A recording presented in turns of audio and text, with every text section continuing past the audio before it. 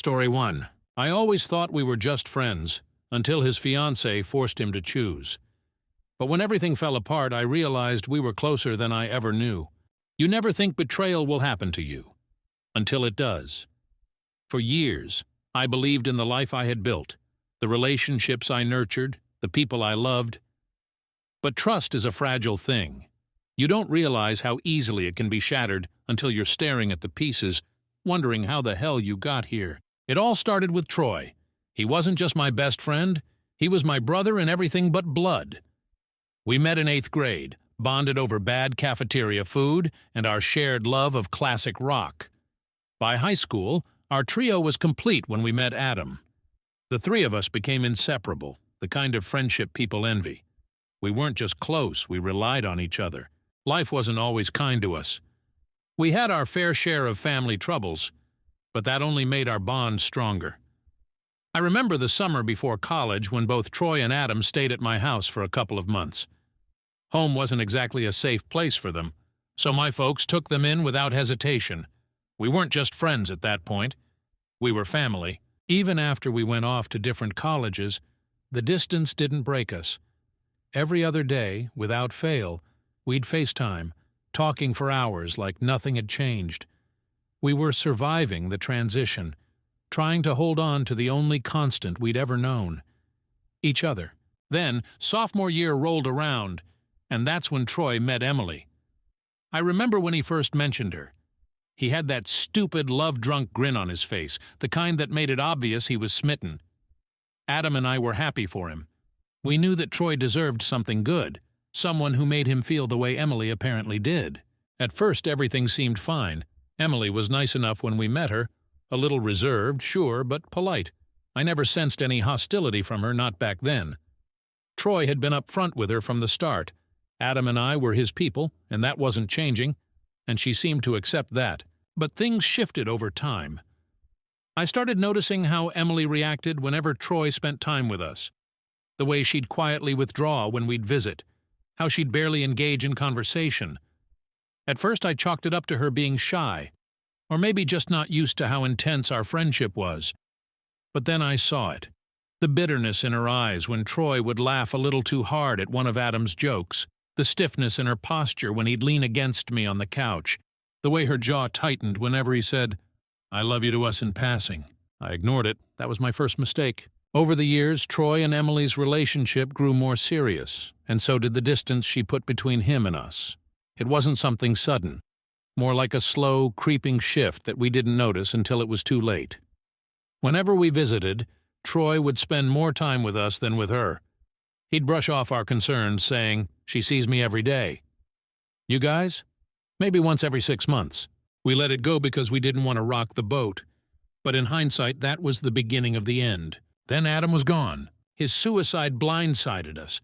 There were no warning signs, no cries for help that we could see. One day he was there, and the next he wasn't. The grief was suffocating. It wrapped itself around my chest and refused to let go. I couldn't eat. I couldn't sleep. I felt like I was drowning, and the only person who could keep me afloat was Troy. I lived alone, and after Adam's funeral, I told Troy how unbearable the loneliness had become. Without hesitation, he packed a bag and moved in with me for a few weeks. He never once made me feel like a burden. We stayed up late, talking about Adam, about our memories, about the what-ifs that haunted us.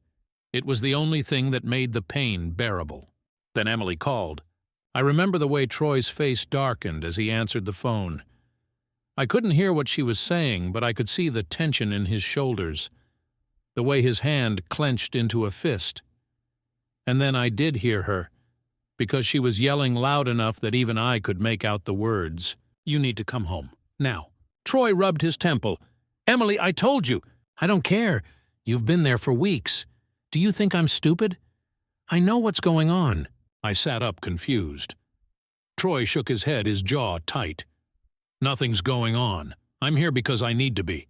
My best friend just died, Emily. This isn't about you." She laughed bitterly.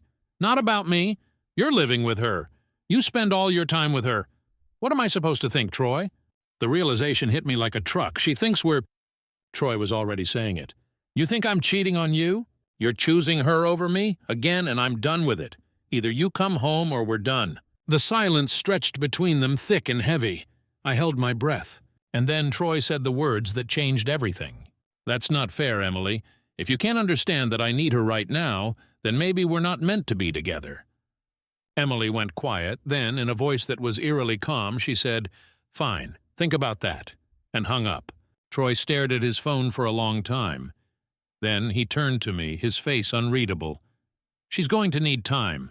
I nodded, unsure of what to say. I should have known that wasn't the end of it. In the days that followed that phone call, there was an unspoken weight between us, something neither of us was willing to fully acknowledge, but both of us could feel pressing down on our shoulders. Troy tried to act as though nothing had changed, as if his fiancée's ultimatum was just another argument they would eventually move past, something that would smooth over with time. But I knew better. I could see it in the way he would glance at his phone when he thought I wasn't looking, as if expecting a message that never came, or in the way he hesitated before speaking sometimes, choosing his words carefully, almost too carefully, as though he had begun second-guessing what was acceptable to say and what wasn't. I wanted to tell him that Emily's suspicions were ridiculous, that the idea of us being anything other than what we had always been, two people who had survived too much together to ever need words to understand each other, was laughable. But I could sense that saying it out loud wouldn't help. There was something in Troy's expression, in the way his usually confident posture had started to waver just slightly, that made me realize he wasn't just hurt by Emily's accusations. He was confused by them. It was as if he had never even considered the possibility that his relationship with me, with Adam before everything fell apart, had ever been something anyone could misinterpret. I could almost hear Emily's voice in my head, the way she might have framed it when speaking to him, planting doubt where there had been none before. "She's always been there, hasn't she? Always in the picture, always the one you turn to first, and now, when you should be grieving with me, you're choosing to grieve with her instead." I wondered how long she had been holding on to those thoughts, how many times she had bitten her tongue over the years, silencing herself in the name of being the understanding girlfriend, only to have it all come spilling out in one desperate moment when she finally couldn't take it anymore. Troy, of course, didn't leave. He stayed in my apartment, moving through the days with a quiet kind of exhaustion, the kind that seeped into his bones and made everything feel heavier than it should.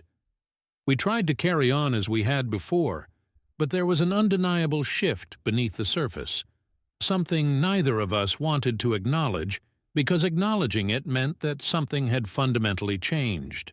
Then one evening, just as the sun was beginning to dip below the horizon and cast long golden streaks across the living room floor, he spoke, his voice low and uncertain in a way I had never heard from him before. "I don't know if she's going to forgive me for this." He had been staring at his phone for the past half hour, the screen dark, as though he were willing it to light up with a message that would fix everything. But it never did. I hesitated, choosing my words carefully. "Do you want her to?" For the first time in weeks, he looked at me like he wasn't sure of the answer. I could see the battle happening inside him. The guilt of having hurt someone he loved, the frustration of not being understood, the exhaustion of trying to navigate emotions that didn't come with a roadmap.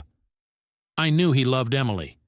I had seen it in the way he spoke about her when they first started dating, in the way he would light up when talking about their future, about the life they were building together.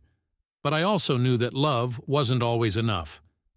Love didn't erase the cracks that had already begun forming long before either of them had noticed, and it certainly didn't erase the fact that, in his most vulnerable moment, she hadn't been the person he had turned to. "I don't know," he admitted, running a hand through his hair, his voice barely above a whisper. "I just don't know anymore." And that was the moment I knew. This wasn't just about Emily. This wasn't just about grief or misunderstandings or the complicated mess that life had thrown at us. This was about something deeper, something Troy hadn't allowed himself to admit yet, the possibility that, maybe, despite everything, despite the years he had spent loving her, despite the future they had planned, he had been clinging to something that wasn't as solid as he had once believed. The next morning, Emily showed up at my apartment. I hadn't been expecting her, and neither had Troy.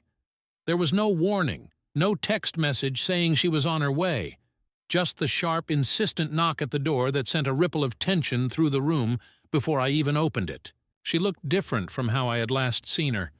There was no anger in her expression, no accusations waiting on the tip of her tongue.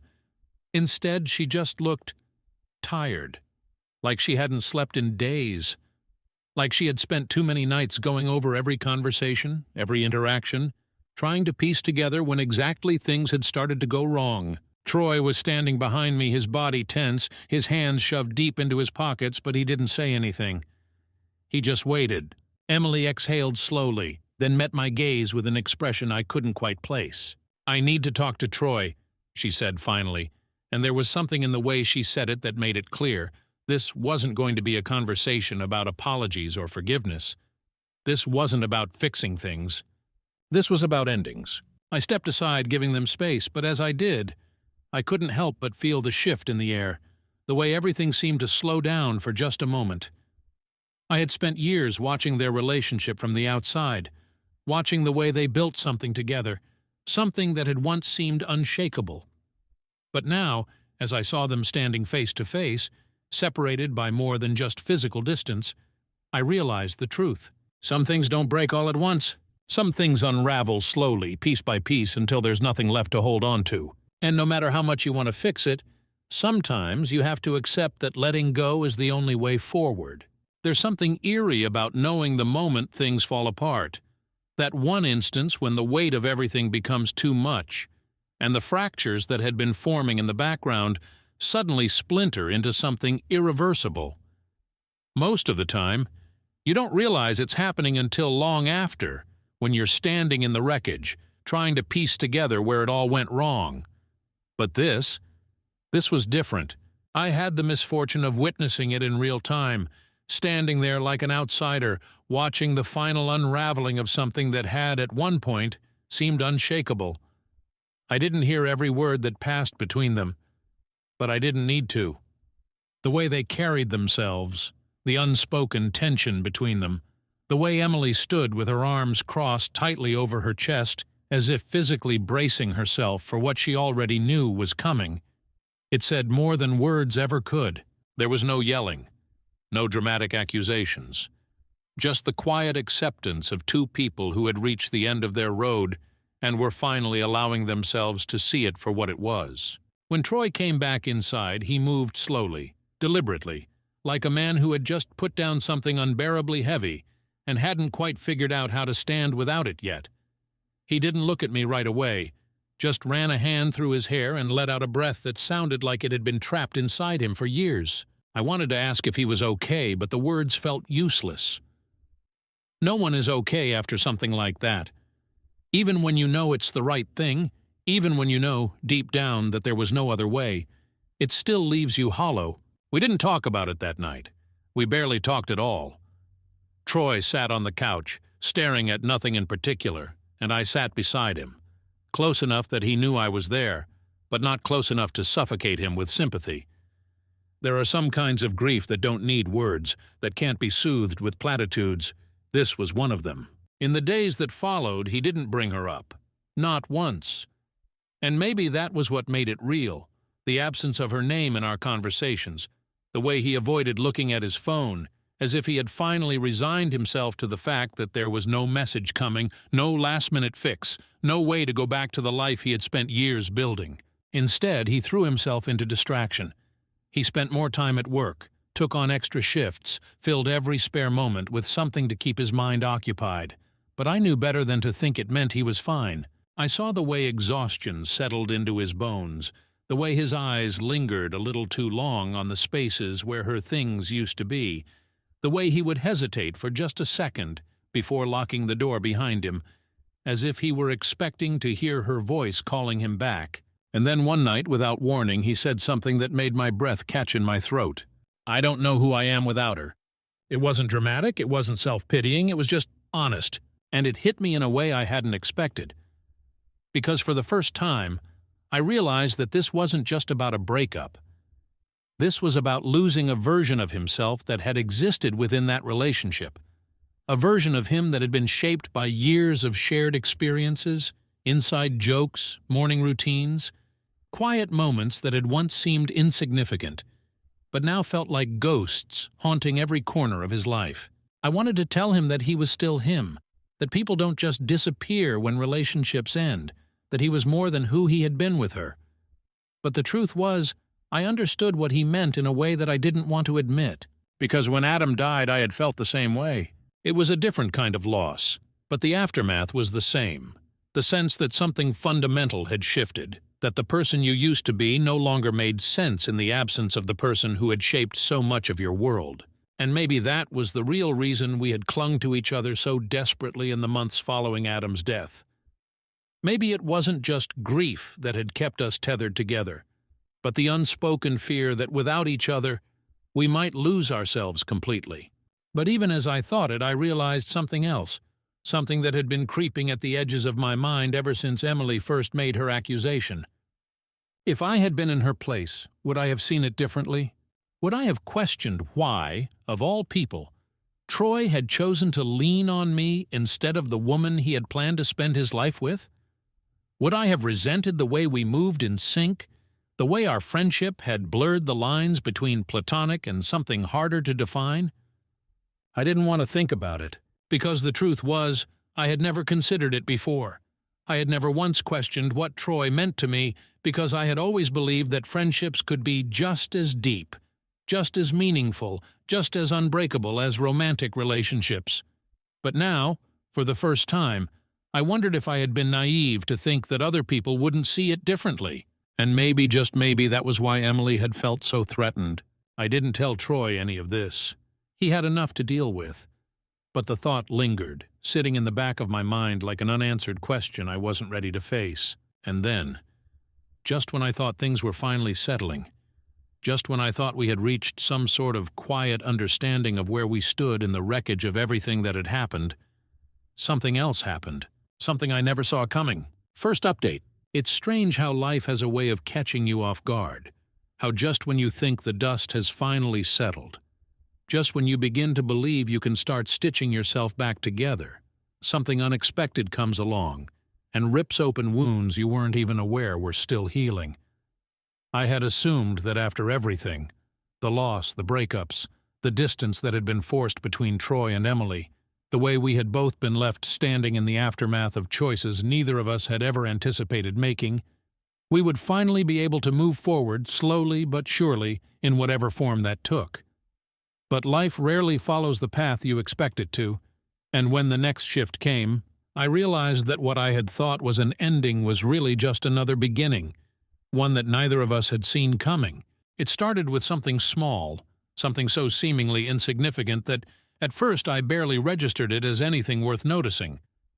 Troy, who had spent weeks burying himself in work, who had thrown himself into distractions so aggressively that I had begun to wonder if he would ever slow down, started lingering at my apartment just a little longer than necessary.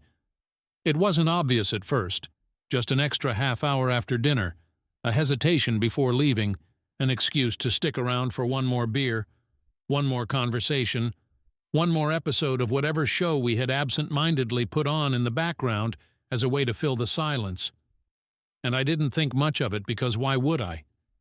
We had always been close, always found comfort in each other's presence, always been the kind of people who didn't need an excuse to exist in the same space without the pressure of conversation or explanation. But then, little by little, other things started happening. The way he looked at me changed. Not in a way that I could easily define, not in a way that I even fully understood, but in a way that made me pause, made me wonder if I had been missing something all along. It was in the way his gaze lingered just a second too long when I spoke, as if he was memorizing the way I formed my words, as if he was seeing me for the first time after years of looking straight through me. It was in the way his body angled toward mine in a way that felt different, not in an obvious or intrusive way, but in a way that made the air between us feel heavier, more charged, like something was shifting between us in real time, and I was too afraid to acknowledge it. And then there were the moments that I couldn't explain away. The way his hand brushed against mine when he reached for something on the coffee table, The way he laughed at something I said, and then caught himself, as if the sound had surprised him, as if he wasn't expecting to find joy in something so simple. The way he had started checking in more frequently, sending messages throughout the day that weren't just about making plans, but about nothing in particular, about things that didn't matter except for the fact that he wanted to tell me about them. I told myself I was imagining it. I told myself that we were both just lost, both just searching for something to anchor us, both just clinging to the only constant we had left after everything else had fallen apart. But the more I tried to ignore it, the more impossible it became to pretend that nothing had changed, because it had. And then one night I realized I wasn't the only one who had noticed. It had been a long day, one of those days that dragged on endlessly, where exhaustion settled into my bones in a way that no amount of coffee could fix. Troy had come over after work, the way he often did, and we had fallen into our usual routine, take out on the couch, a half-hearted attempt at watching something neither of us were actually paying attention to, quiet conversation that ebbed and flowed naturally, as easy as breathing. But then, at some point, he got quiet. Not the kind of quiet that meant he was tired or distracted or lost in thought. It was the kind of quiet that felt intentional, like he was debating whether or not to say something that had been sitting on the edge of his tongue for too long. And when I looked over at him, when I met his gaze, I saw something there that made my stomach twist in a way I didn't fully understand, because for the first time, I saw the question in his eyes, the unspoken uncertainty, the hesitation of someone who wasn't sure if they were about to cross a line they could never uncross. And suddenly, I felt like I couldn't breathe, because I knew in that moment that if he said whatever it was that he was thinking, if he gave voice to whatever had been simmering between us, it would change everything. And I wasn't sure if I was ready for that. So I did the only thing I could think to do. I looked away. I changed the subject. I acted like I hadn't noticed the way he was looking at me, like I hadn't felt the weight of the silence stretching between us. I pretended that nothing had changed, even as my heart pounded in my chest, even as my hands felt too warm, even as something deep in my gut told me that I had just sidestepped something that was bound to catch up with me eventually. And maybe that was the biggest lie I told myself, that if I ignored it, if I kept pretending, it would go away. But the thing about unspoken things, about words left unsaid, about feelings pushed aside in the hopes that they will disappear, is that they don't. They linger, they wait, and sooner or later they demand to be acknowledged. Second update. There's a strange kind of inevitability to certain moments in life, as if they've been quietly making their way toward you all along, no matter how hard you try to outrun them. You tell yourself you're in control, that you can choose which paths to walk, which doors to open, which feelings to acknowledge. But in the end, some things refuse to stay buried. Some truths, no matter how much you try to ignore them, will find their way to the surface. And when they do, there's no going back. For weeks after that night, I told myself I had imagined it, that the shift between us wasn't real, that whatever had flickered in Troy's eyes had been nothing more than exhaustion, or maybe misplaced grief, or maybe just my own mind twisting things into something they weren't. But deep down, I knew better. I knew because I caught myself doing the same thing, hesitating when he spoke, holding my breath when he looked at me a little too long, feeling a strange and unfamiliar tightness in my chest when I heard his name come up in conversations with other people. And then, just like before, life decided that pretending wasn't an option anymore. It happened on a night that should have been just like any other. Another evening spent in the quiet familiarity of my apartment. Another few hours of easy conversation and unspoken understanding. But from the moment Troy walked through the door, I knew something was different. He looked like someone who had finally made up his mind about something, someone who had spent too long circling the edges of a decision and had finally decided to step over the line. I felt it before he even spoke, before he even sat down, before the air between us shifted into something heavier, something charged with all the words we hadn't said but had been carrying between us for too long. And then, in the simplest, quietest way possible, he acknowledged what we had both been avoiding. He told me that he had spent weeks trying to make sense of everything. His breakup with Emily, Adam's death, the way his life had unraveled into something unrecognizable, the way he had felt lost for so long that he wasn't sure if he would ever find solid ground again. He told me that through all of it, I had been the one constant, the one person who had always been there, the one thing in his life that had never wavered, never let him down, never made him question his place in the world. And then he said the thing I had been too afraid to say myself. He told me that maybe, just maybe, what we had wasn't just friendship. Maybe it had never been. For a long time, I didn't say anything. I just sat there, trying to process the weight of what he had just admitted, trying to piece together the version of my life that had existed before those words and the version that existed after them. Because the truth was, I had never let myself think about it. I had spent so many years convincing myself that what we had was unshakable because it was built on friendship, because it was different, because it didn't need to fit into the boxes that other people tried to put it in. But now, faced with the undeniable reality of what had been lingering between us all along, I realized something that should have been obvious from the very beginning. Emily hadn't been wrong.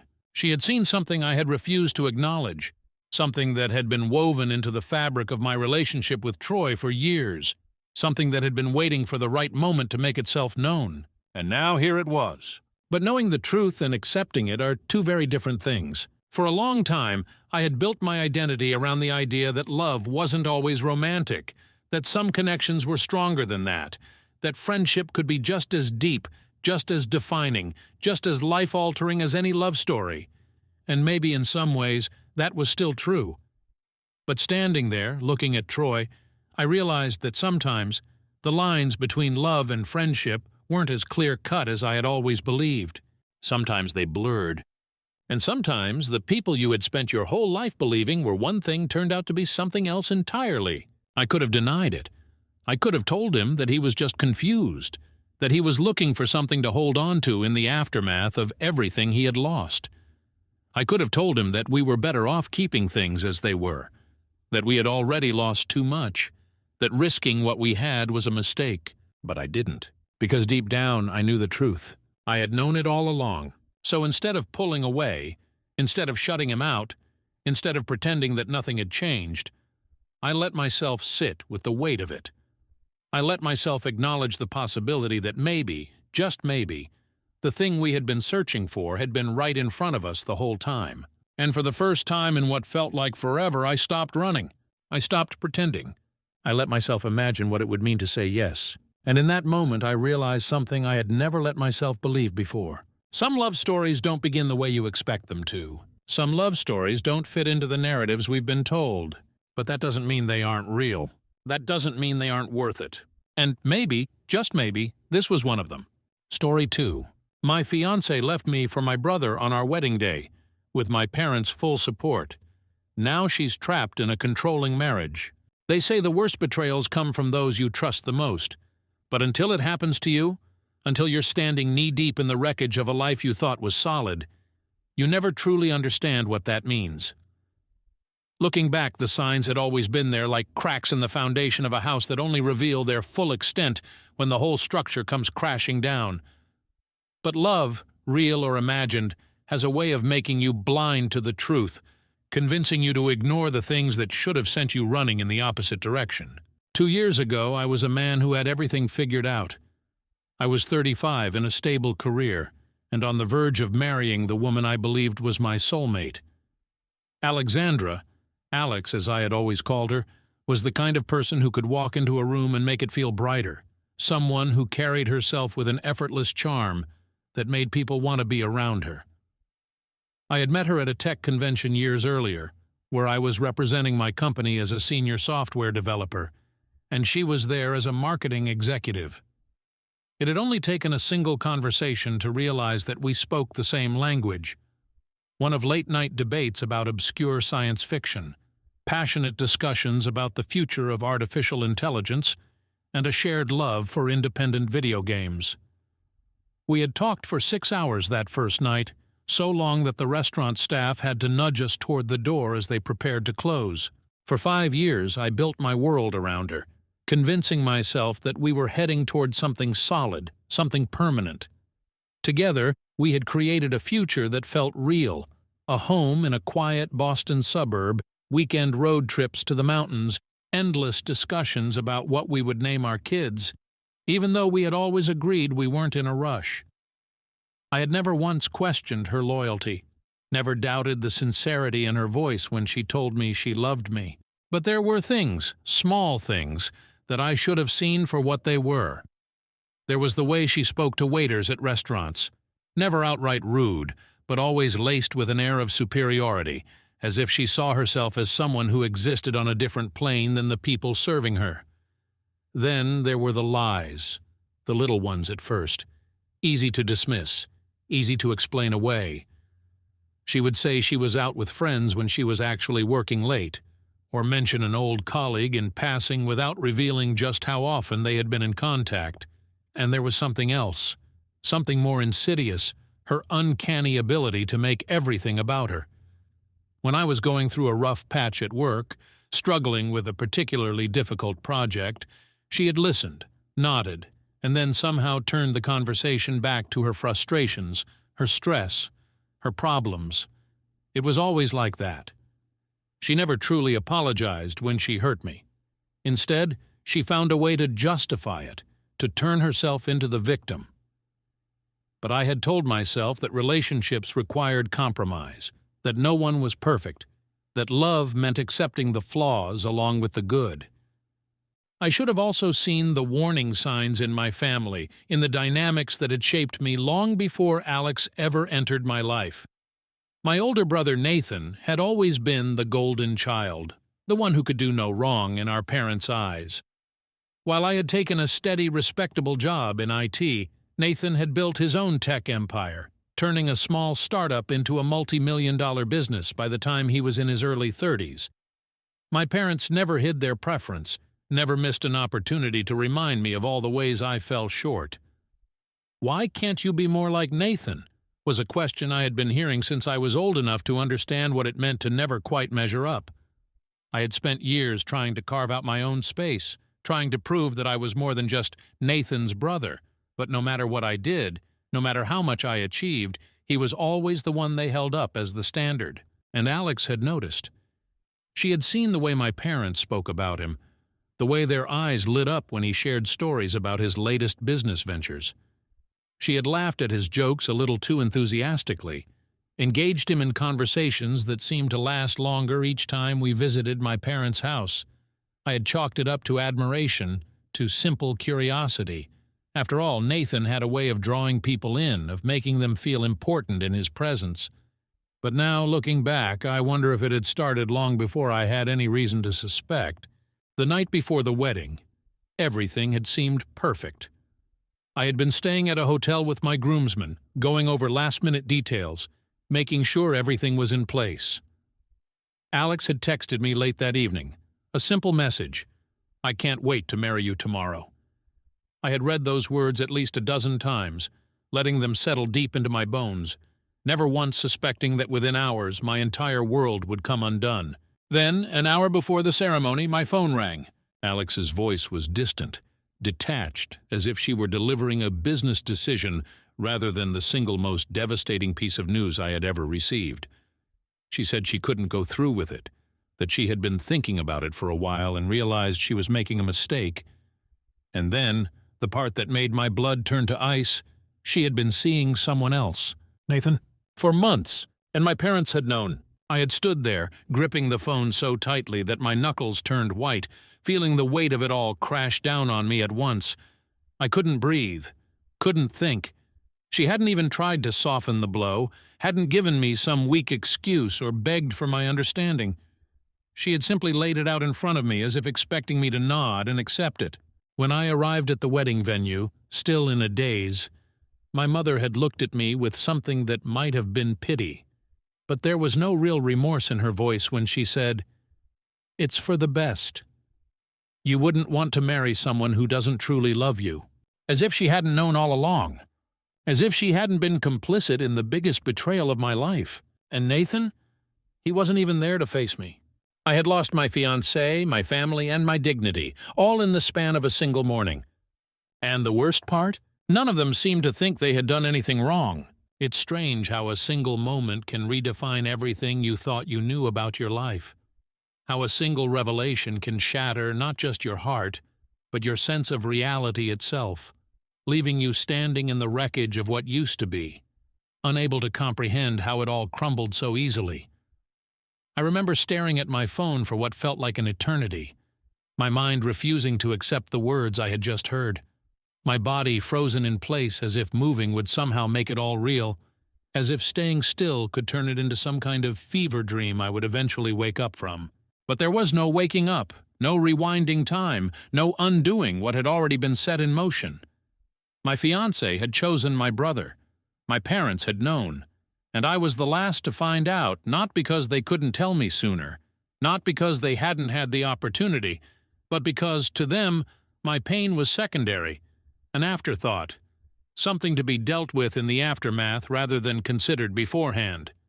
They hadn't even given me the courtesy of a warning, hadn't cared enough to prepare me for the humiliation of standing at the altar, waiting for a woman who was never going to show up, hadn't thought twice about letting me walk into that disaster blind, unprepared for the world as I knew it to be ripped away from me in an instant.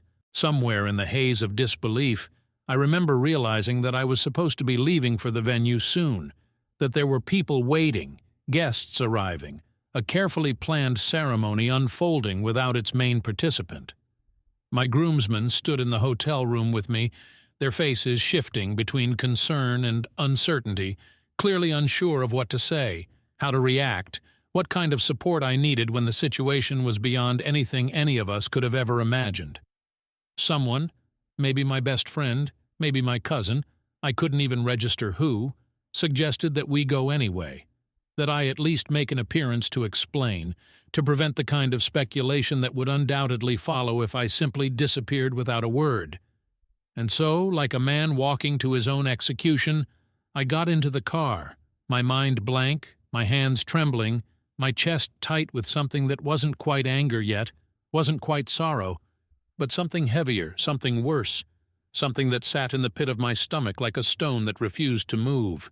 The venue had been chosen with so much care, so much thought, a place Alex had fallen in love with the moment she saw it.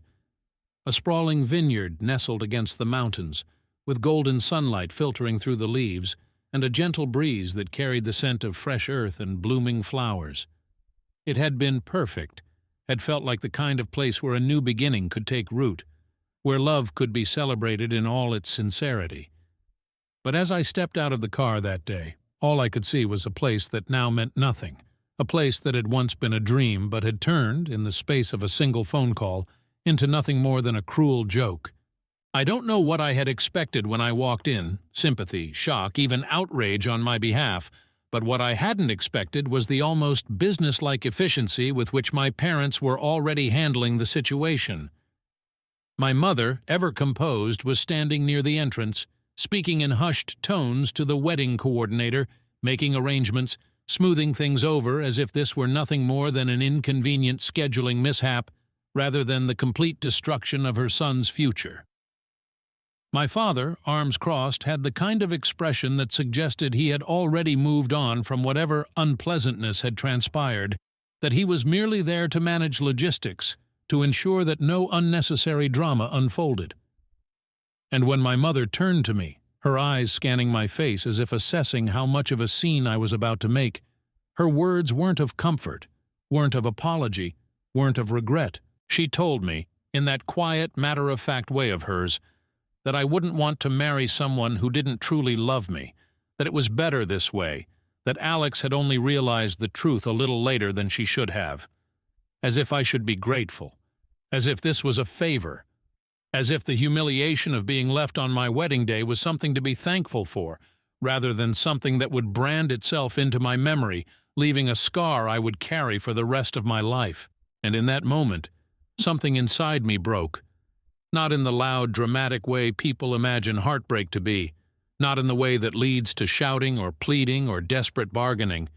No, this was something quieter, something colder, a kind of severing that happened in the silence between her words, in the realization that I had never really mattered to them the way I had wanted to, the way I had spent my entire life trying to. I asked where Nathan was, though I already knew the answer. He hadn't come, hadn't faced me, hadn't even had the decency to be present for the fallout of what he had done. And maybe that was the most telling part of it all. Not just the betrayal itself, but the complete lack of accountability. The way he had taken everything from me and hadn't even bothered to look me in the eye while doing it. The guests had been told something vague, something about unforeseen circumstances, something to send them away without too many questions. I didn't stay to find out exactly how it was worded. I didn't stay at all. I turned around, walked back to the car, ignored the voices calling after me, ignored the weight of my mother's sigh, ignored the way my father didn't even try to stop me.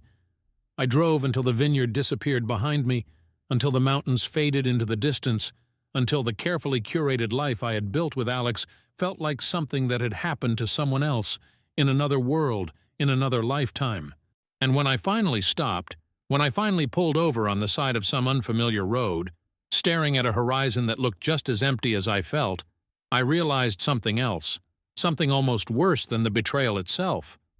I had nowhere to go. The home I had bought, the future I had built, the people who were supposed to be my family, it was all gone. And I was completely, utterly alone. In the days that followed, I existed in a strange limbo, caught somewhere between the raw sting of betrayal and the numb, drifting sensation of a life that no longer felt like my own. The world kept moving, as it always does, indifferent to the wreckage left in its wake. And yet, I felt utterly frozen, as if I had stepped outside of time itself, watching the pieces of my former life scatter like ashes in the wind. I had never known what it meant to feel truly untethered before, to wake up in the morning without a single point of reference, without a direction, without a reason to put one foot in front of the other beyond the simple necessity of keeping my body moving. The house I had once imagined filling with memories now felt hollow, stripped of the warmth it once held, each room echoing with the absence of the future I had so carefully constructed in my mind. The silence was the worst part. Not just the quiet that settled in the air, but the realization that for the first time in my life I had no one to turn to, no safe harbor, no sense of belonging. I had spent years believing that love, once solidified, was something unshakable, something that, despite its inevitable challenges, could not be so easily discarded. And yet Alex had left without hesitation, had severed the ties between us with the clean precision of a surgeon's blade, without second-guessing, without remorse.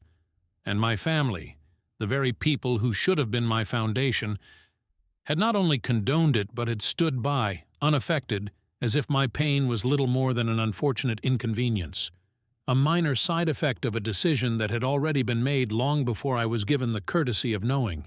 It was impossible not to replay the past, to comb through the years I had spent with Alex searching for the moment where it had all begun to unravel, for the first fracture in the foundation, for the misstep that had sent everything tumbling down. Had it been there from the start, hidden beneath the surface, waiting for the right moment to emerge? Had I been too blinded by love, too eager to believe in the future I wanted so desperately, to see what had been in front of me all along? I wanted to hate her, wanted to conjure the kind of rage that would make it easier to move on. But all I could feel was an empty, aching hollowness, as if I had been gutted from the inside, as if the best parts of me had been extracted, leaving only the remnants of a man who had once believed in something that was never real to begin with. Work became my refuge, the only place where I could at least pretend that I was still the same person I had been before my world had been set on fire.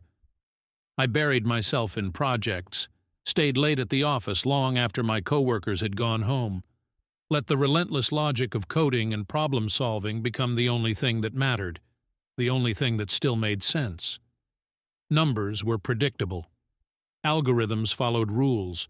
Computers did not betray you. There was a strange sort of comfort in that, in the control it offered, in the way it allowed me to shut out everything else. My colleagues were careful around me, offering sympathy with hesitant glances, avoiding the subject unless I brought it up, which I never did. I couldn't bear to hear their pity, to see the way they looked at me as if I were something broken, something fragile, something to be handled with caution. Outside of work, I kept to myself, declining invitations, ignoring messages, letting friendships quietly fade as I withdrew further into my own isolation.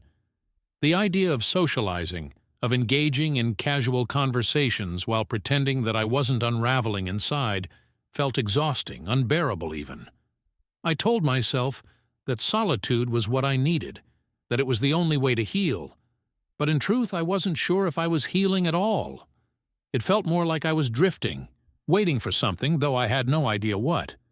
And then, as if the universe had not taken enough from me, Alex reappeared, slipping back into my life like a shadow creeping in under the door, uninvited, unwanted, but impossible to ignore. It started with a message, one I almost didn't open, her name flashing across my screen like some ghost from a past life. I should have deleted it without reading, should have let it vanish into the void without giving it a second thought, but some part of me, whether out of morbid curiosity or sheer masochism, clicked on it before I could stop myself. She wrote that she was sorry, that she had never meant to hurt me, that she had been confused, that she had followed what she thought was love, only to find herself lost in something she hadn't fully understood. She said that things with Nathan weren't what she expected, that he wasn't who she thought he was, that she missed me, that she hoped in time I could find it in my heart to forgive her. The words felt hollow, meaningless, a feeble attempt to rewrite history, to soften the sharp edges of what she had done, to absolve herself of guilt without truly taking responsibility. I didn't reply. I didn't need to. She had made her choice. And for the first time since she had walked away, I finally understood that I was no longer standing at the edge of something broken. I was standing at the beginning of something new. I didn't know what that future looked like yet, didn't know how long it would take to truly rebuild, but I knew one thing for certain. It would not include her. And as I sat there staring at the message that would never receive an answer, I felt something shift inside me, small, almost imperceptible, but real. Maybe, just maybe, I was finally starting to let go. Update. It's strange how, just when you think you've put the past behind you, when you've done the work to pull yourself out of the wreckage and start rebuilding, it finds a way to creep back in, slipping through the cracks in moments you least expect. I thought I had reached a place where I no longer needed answers, where I no longer cared to dissect every painful moment, where I had finally accepted that closure was something I would have to give myself. And for a while, that belief felt real. Then, out of nowhere, Alex reached out again. I hadn't responded to her first message, the one where she offered some hollow apology, wrapped in self-pity, a feeble attempt to paint herself as a confused woman who had simply followed her heart, as if that justified the destruction she had left in her wake. I had let that message sit there, unanswered, a ghost of a conversation that would never happen. But this time, something was different. Her words were desperate. She said she had made a mistake, that things with Nathan weren't what she had imagined, that she had fallen for the idea of him, the success, the confidence, the image of a man who had the world at his feet, but had realized, far too late, that beneath it all he was not the person she thought he was. She said he was cold, controlling, a man who saw her as an accessory rather than a partner, someone who valued appearances over substance, who had swept her into his world only to treat her like something to be owned rather than loved.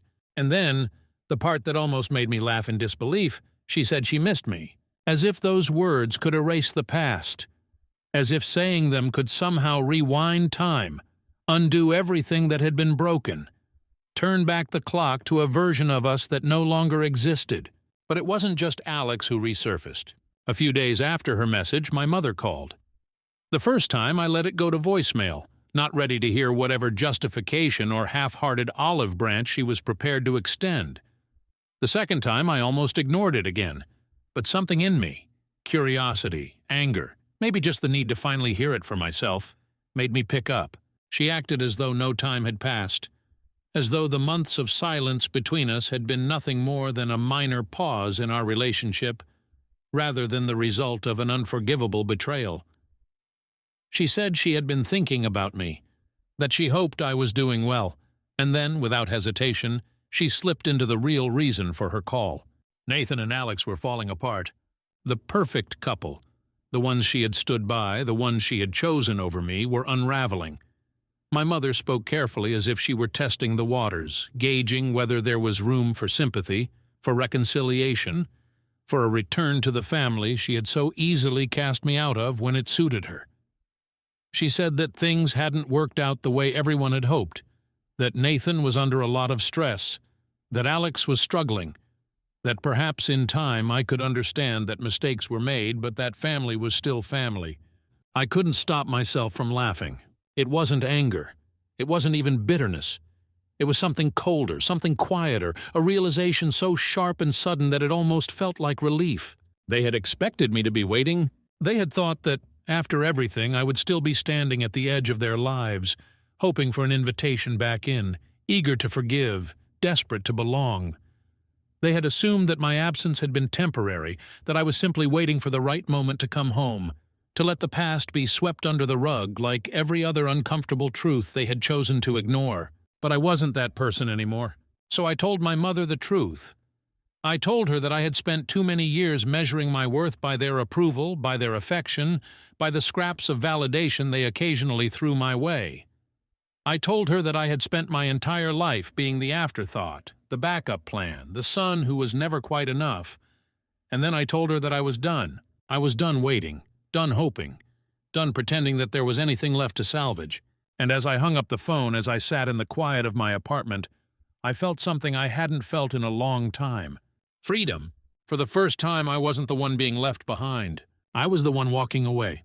There's a moment, after you've burned the last remaining bridges to a past that no longer serves you, when you expect to feel a crushing sense of loss, a kind of existential loneliness that reminds you of all the things you've left behind. But when I finally stepped away from my family, when I let go of the last lingering threads of obligation, expectation, and misplaced hope, what I felt instead was an overwhelming quiet, one that was not suffocating or oppressive, but strangely light, like an exhale I hadn't realized I'd been holding for years. It was the kind of quiet that comes when a storm has passed, not because the world has returned to the way it was before, but because something fundamental has shifted, leaving behind a landscape that is forever changed, stripped bare, yet open to the possibility of something new. For so long, I had believed that rebuilding meant finding a way back to what I had lost, that healing was a process of restoration rather than reinvention, that the goal was not to become someone new, but to piece together the remnants of the person I had once been. But standing at the edge of this new reality, with nothing tethering me to the past, I began to understand that there was no going back, no version of myself that could exist in the shadow of what had been taken from me. And for the first time, I wasn't afraid of that. Work had become a sanctuary of sorts, a space where I could define myself outside of my history, outside of the expectations that had weighed me down for so long. I had always been good at what I did, always found comfort in the predictability of code, in the logical flow of problem-solving, in the way technology offered a kind of control that human relationships never could. But now, it was more than just a job. It was a place where I could build something on my own terms, where success wasn't measured against anyone else, where I wasn't in competition with a brother who had always overshadowed me or seeking validation from parents who would never give it freely. And then, somewhere in the midst of this quiet transformation, something unexpected happened. I started living again. Not just existing. Not just moving through the motions of a life that felt like a placeholder for something better, but actually living, making choices that weren't rooted in obligation or habit, allowing myself to explore the things I had once loved, but had long neglected, reaching out to people I had pushed away in the aftermath of my heartbreak. I reconnected with old friends, not because I needed their sympathy or their reassurances, but because I wanted to remember what it felt like to be part of something that wasn't tainted by betrayal. I started saying yes to things I would have once avoided, not grand, sweeping gestures, but small, meaningful choices, a spontaneous weekend trip to the coast, a long overdue hike through the mountains, an unfamiliar restaurant where I ordered something I couldn't even pronounce. It was as if, after years of living within the narrow parameters of a life that had been shaped by others, I was finally giving myself permission to expand beyond those invisible borders, to step outside the carefully curated existence that had once felt so safe. so predictable, but had ultimately proven to be nothing more than an illusion. It wasn't about forgetting. I knew there would always be echoes of what had happened, that certain places, certain songs, certain passing thoughts would still carry the weight of what I had lost. Healing wasn't a straight line, and I had come to accept that some wounds don't ever fully disappear. They simply become part of you, woven into the fabric of who you are, reshaping you in ways you never anticipated. But instead of letting those wounds define me, I was learning to see them as proof of survival, as evidence that I had endured, that I had walked through fire and come out the other side not unscathed, but stronger, more certain of who I was, and more unwilling than ever to settle for anything less than what I deserved. And then, just as I had begun to feel truly free, just as I had started to believe that the past had finally loosened its grip on me, something, or rather someone, entered my life in a way I never could have anticipated. I met her on an ordinary afternoon, at a cafe I had never been to before, a place I had chosen on a whim simply because I had been in the mood for something different.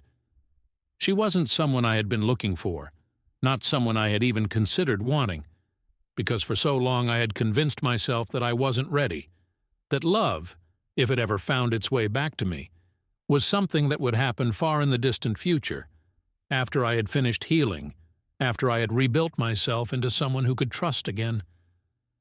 But life has a way of surprising you, of slipping something beautiful into the spaces you never realized were waiting to be filled. And before I even understood what was happening, she was there. She was nothing like Alex. Where Alex had been calculated and poised, always aware of how she was perceived, always curating the perfect version of herself for the world to see, this woman was effortlessly genuine, her presence unguarded in a way that made me forget, if only for a moment, how much I had once feared vulnerability. She had a way of speaking that made even the simplest conversation feel important, a quiet kind of confidence that didn't demand attention, but commanded it all the same. There was no pretense, no carefully rehearsed charm, no sense that she was anything other than exactly who she was. And in a way I couldn't quite explain, that was what drew me in. I didn't fall for her instantly. I wasn't ready for that, and maybe she wasn't either. But there was something there, something undeniable, something that made me want to know her, not because I needed to fill the void Alex had left behind, but because for the first time in a long time, I wanted to move forward, not as a man trying to escape his past, but as someone finally ready to embrace the future. And so slowly, cautiously, I let myself take that first step, not toward her necessarily, not toward anything specific, just forward. Because for the first time I wasn't looking back. Update 2. There's a strange, almost imperceptible shift that happens when you finally decide to stop measuring your life by what you've lost, when you stop defining yourself by the people who hurt you, the betrayals that broke you, the dreams that never came to be. It doesn't happen all at once. There's no single moment where the past suddenly loses its grip, no grand revelation that erases the pain overnight. But slowly, in the quiet spaces between old wounds and new beginnings, you realize that you are no longer carrying the same weight, that the burden of memory no longer presses quite so heavily against your chest, that you are, for the first time in longer than you can remember, moving through the world without the constant ache of what might have been. I had spent so much time convinced that healing meant finding a way to erase the past, that moving forward required some kind of forgetting, as if the only way to truly be free was to make it so that none of it had ever happened. But life, as it turns out, doesn't work that way. You don't forget. You don't wake up one morning and find that the past has dissolved like mist under the morning sun. Instead, you learn to carry it differently. You learn that the weight of memory doesn't have to be an anchor, that it doesn't have to keep you tethered to the wreckage of what was, that it can be something else entirely.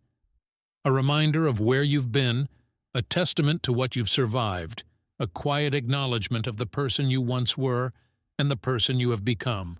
And so, as I stood on the edge of something new, staring into the unknown with a kind of anticipation I hadn't felt in years, I let myself embrace the idea that the past would always be a part of me, but it would not define me.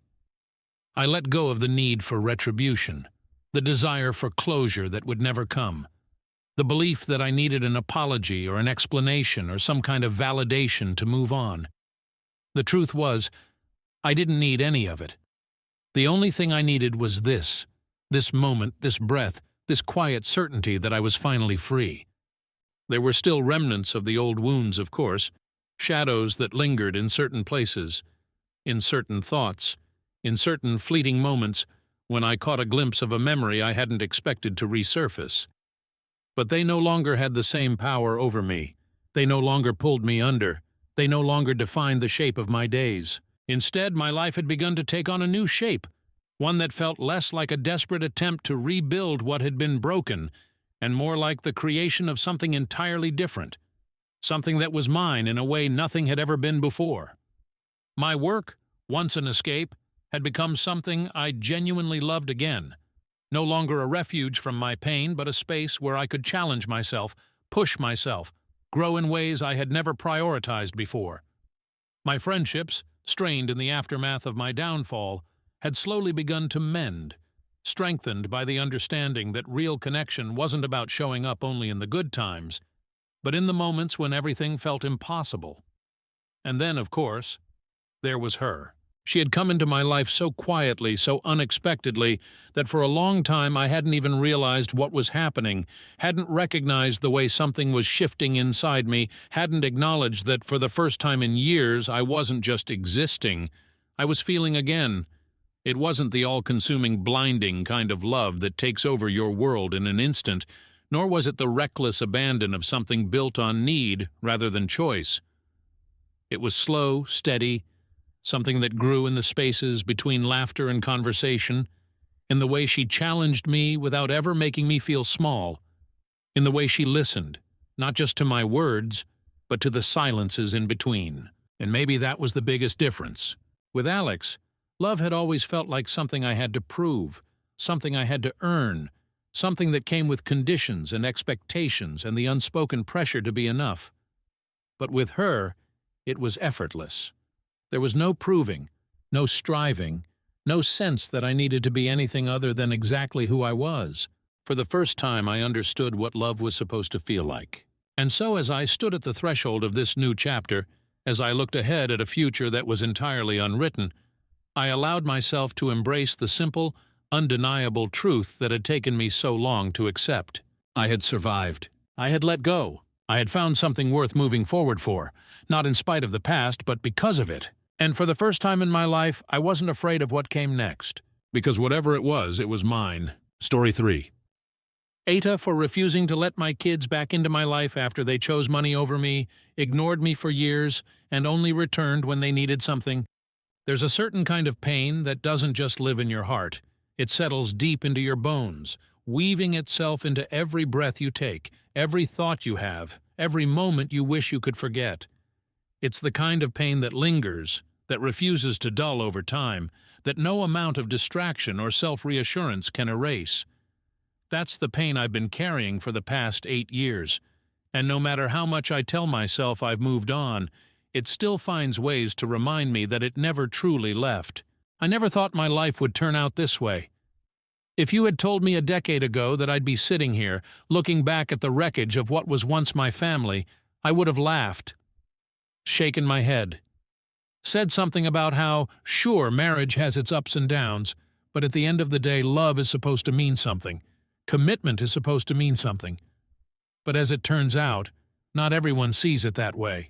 My name is John, and for most of my adult life, I believed I had built something solid, a life worth holding on to, a marriage that, despite its struggles, would stand the test of time. My wife Marie and I had been together for over 20 years. We had 2 kids, Gavin and Hannah, who for all their flaws I had always been proud of. I thought we had a good thing. Maybe not perfect, maybe not without its fair share of storms, but good. I should have known better. Looking back, I can see the cracks that were forming long before everything fell apart. Marie had never been fully content.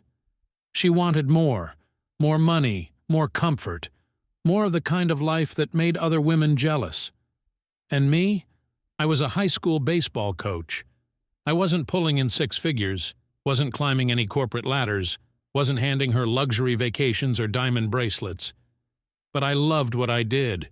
Coaching wasn't just a job to me, it was a purpose, a way to shape young men into something better, to teach them discipline, resilience, the kind of values that last a lifetime. I thought she understood that. Turns out she never did. I came home early that day. I remember feeling exhausted, the weight of practice and paperwork hanging on my shoulders, but there was this small part of me that was looking forward to a quiet evening. Maybe we'd order takeout, sit on the couch, talk about nothing and everything. I didn't need much to be happy, just the feeling that, at the end of the day, I had a place to belong. I walked through the door and knew instantly that something was wrong. There was a jacket draped over the back of the couch that didn't belong to me, a pair of shoes in the hallway bigger than mine. And then I heard voices, low, murmuring, too intimate for strangers, too familiar for friends. I don't remember pushing the door open, but I do remember the way time seemed to stretch and slow the moment I saw them. Marie, tangled up with another man, her hands on him the way they used to be on me, the way she looked at him, like he was the only thing in the world that mattered. I didn't yell, I didn't scream or throw things. I just stood there feeling like the air had been sucked out of my lungs, like my entire world had just shifted beneath my feet and I had nothing left to hold on to. She looked at me and I saw it, the flash of guilt, but only for a second. Then it was gone, replaced by something colder, something like resignation, like she had already made her choice long before I walked in. She didn't apologize. She didn't beg for forgiveness. She simply told me that things hadn't been working for a long time, that she had been feeling suffocated, that she needed something else, something more. And just like that, the life I had spent decades building came crashing down around me. I walked out that night. I didn't argue, didn't ask her why, because in the end, what did it matter? She had already decided I wasn't enough. The divorce was swift, brutal in its efficiency. She got the house, she got most of our savings, and worst of all, she got the kids. Not because of some court ruling, not because I was an unfit father, but because they chose her. I still don't understand it, even after all these years. Maybe she told them a version of the story that made me the villain. Maybe they had always seen me as the man who couldn't give their mother the life she wanted, and that, to them, was worse than what she had done. Maybe they just wanted to keep the peace, to avoid choosing sides, and in doing so they abandoned me completely. At first I tried. I called, I texted, I reached out in every way I could, hoping they would see that I was still here, still their father, still the man who had raised them, loved them. But the responses became shorter, the conversations more distant, until eventually there was nothing. They stopped inviting me to family gatherings. Then they stopped answering my calls. And then, one day, I opened Facebook and saw that Gavin had gotten married. A big, beautiful wedding. Smiling faces. Happy guests. Marie and her new husband standing proudly beside him. I wasn't even invited. The same thing happened with Hannah. I found out through a mutual friend that she had gotten married, that she had a whole new life, and I wasn't a part of it. Marie had moved on, seamlessly transitioning from our life together into one that suited her better, and my kids had followed. They took jobs from her new husband, called him Dad, let him step into the place I had once stood without so much as a second thought. I won't lie and say it didn't break me, because it did. For years, I lived in that hollow space between anger and grief, between the urge to fight for what I had lost, and the quiet acceptance that maybe, just maybe, it was already too late. I kept asking myself what I had done wrong, what I could have changed, what part of me had been so easy to erase, but in the end, there was no answer. Sometimes people make choices you'll never understand, and sometimes no matter how much love you give, it's just not enough. In the months that followed the divorce, I learned that grief is not just about loss, it's about absence, about the way silence can stretch and fill a space where something meaningful used to be. It's about walking through rooms that were once shared and realizing that they are just walls now, just furniture, just things without context. I had spent so many years measuring my life by the people in it, by the rituals of a family I had believed was mine, by the quiet moments that, at the time, had seemed so ordinary, Sunday breakfasts, late-night conversations, the sound of my kids laughing in the other room. But when all of that is stripped away, What remains is something unrecognizable, something hollow and unfamiliar, like a house that no longer feels like home. At first, I thought I could fix it. I convinced myself that this kind of estrangement, this distance between me and my children, was temporary, just a byproduct of the chaos, a moment of confusion that would pass once they saw things clearly. I told myself that time had a way of straightening things out, of making people realize what truly mattered, and so I reached out. I sent messages that went unanswered, left voicemails that were never returned. I tried to hold on, even when the silence on the other end became heavier with each passing day. I remember the first time I really realized, that I had become an outsider in their lives. It wasn't a single moment, not one sharp break, but a slow, steady accumulation of small things. Birthdays I wasn't invited to, milestones I heard about secondhand, the realization that they had built new traditions without me.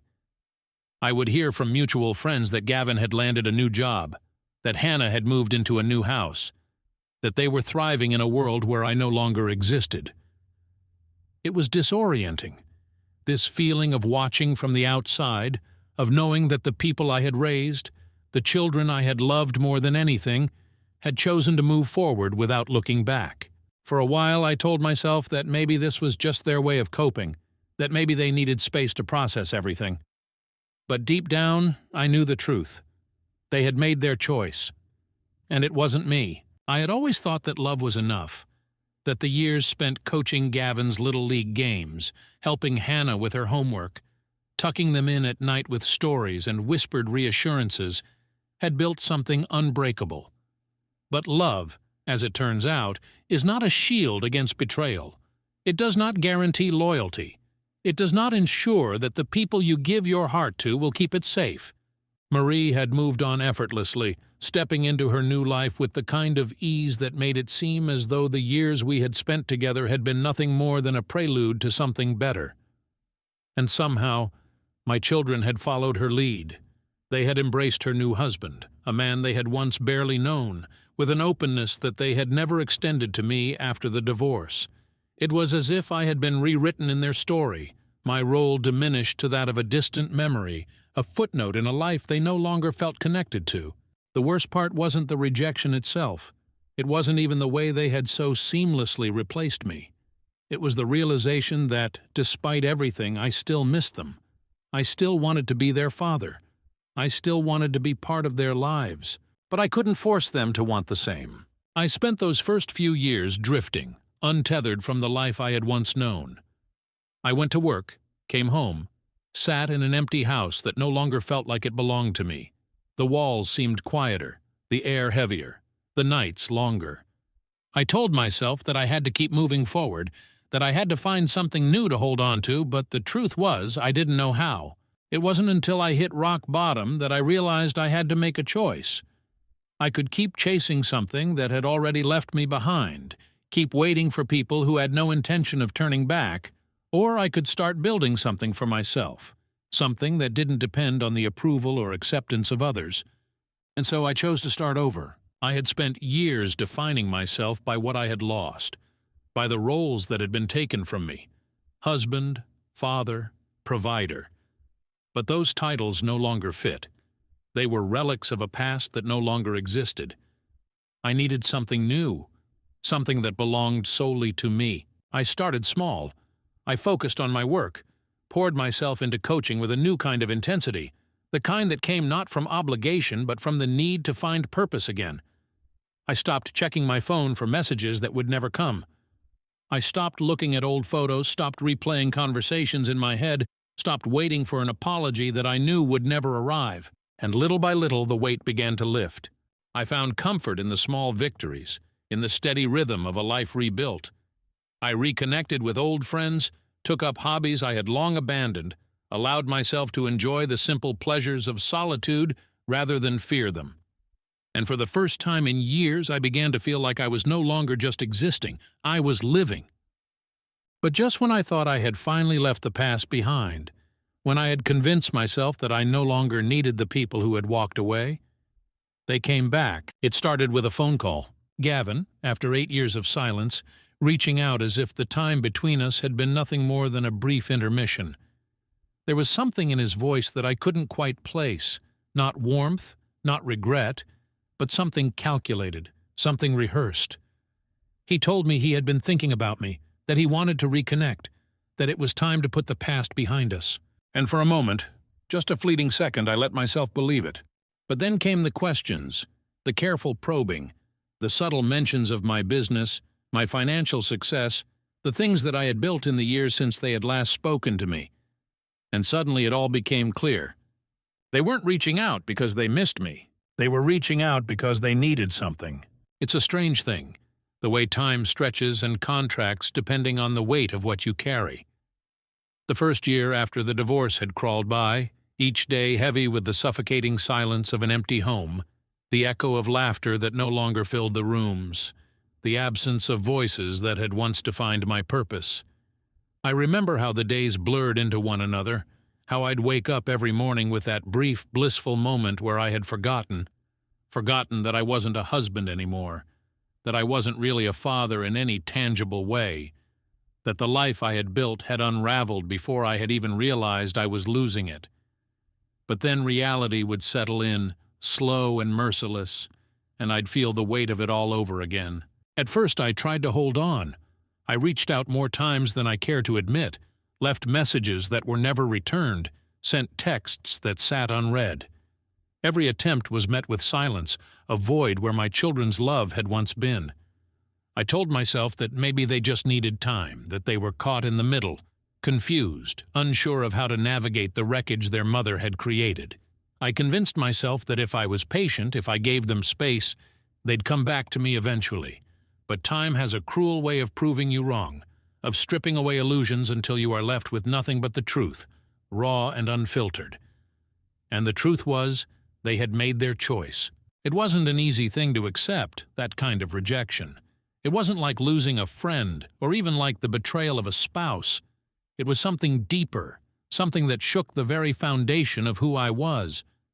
Because no matter how much I tried to rationalize it, no matter how much I told myself that they had been manipulated, that Marie had painted me as the villain in her own carefully crafted version of events, there was still a part of me that wondered if maybe, just maybe, they had chosen to leave because I hadn't been enough. I buried myself in work, threw everything I had into my coaching, into the only thing that still felt like it had purpose.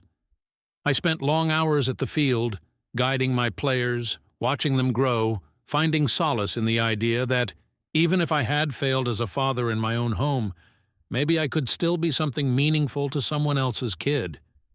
And for a while, that was enough. Or at least I told myself it was. But then came the weddings. Gavin had been first. I found out through social media, scrolling mindlessly through my feed when his face appeared, dressed in a suit, standing beside a woman I had never met, smiling in a way that made my chest tighten. The caption beneath the photo had been brief, celebratory, words about love, about new beginnings. There had been dozens of comments, congratulations from family and friends, people I had once considered my own. And then I saw it. The pictures of Marie and her husband, front and center, beaming, embraced like they were the proudest parents in the world. And me? I hadn't even known it was happening. A part of me had expected the pain, had braced for it the moment I realized how far apart we had grown. But knowing something is coming doesn't make it hurt any less when it arrives. Hannah followed not long after. Another wedding I was not invited to, another milestone I watched from the outside looking in. I told myself I wouldn't make the mistake of searching for photos, that I wouldn't put myself through that kind of self-inflicted cruelty again, but of course I did, and of course it was the same as before. Marie's husband standing in my place, her new family wrapped around my children like I had never existed at all. That was the moment I stopped reaching out. Not in anger, not even in bitterness, but in a quiet understanding that some things are not meant to be repaired. So I moved on, or at least I tried. The next few years passed in a strange kind of haze, a period of rebuilding that felt less like progress and more like survival. I had always thought of life as something linear, something that followed a path you could navigate if you just kept moving forward. But what I learned during those years was that sometimes life isn't a path at all. Sometimes it's a series of fractures, moments of breaking and rebuilding, of losing and starting over. And so I built, not the kind of life I had before, not a replacement for what was lost, but something entirely different. I left behind the house Marie had fought so hard to keep, the one that had once been filled with memories I could no longer bear to live alongside. I found a small place of my own, something modest, something that belonged only to me. I focused on my work, on my players, on the sense of fulfillment that came from knowing I was making a difference, even if it wasn't in the way I had originally imagined. And somewhere along the way, I stopped feeling like a man who had been left behind. Then, almost 8 years to the day since I had walked away from my old life, my phone rang. Gavin's name flashed across the screen, a name I hadn't seen in so long that, for a moment, I wondered if I was imagining it. My first instinct had been hesitation, a brief moment of uncertainty before I answered, my voice unfamiliar even to myself as I greeted a son who had, for all intents and purposes, become a stranger. The words he spoke were careful, measured, the kind that had been rehearsed in front of a mirror. He told me that he had been thinking about me, that he missed me, that he wanted to rebuild what had been lost. And for a moment I let myself believe it. I let myself imagine that maybe time had done what I had once hoped it would, that it had healed wounds, softened edges, made space for something new. But then the conversation shifted. He started asking questions, subtle at first, about my work, about my business, about how well I had been doing. There was something in his tone, something practiced, something that felt less like a son reconnecting with his father and more like a man making calculations, assessing value. And suddenly it all became clear. This wasn't about rebuilding. It wasn't about love or regret or any of the things I had once prayed for. They had heard about my success. They had seen what I had built. And now, after all these years, they wanted something from me. I sat there with the phone still in my hand long after the call had ended, staring at the screen as though it held some kind of answer, some hidden truth buried beneath the words Gavin had spoken.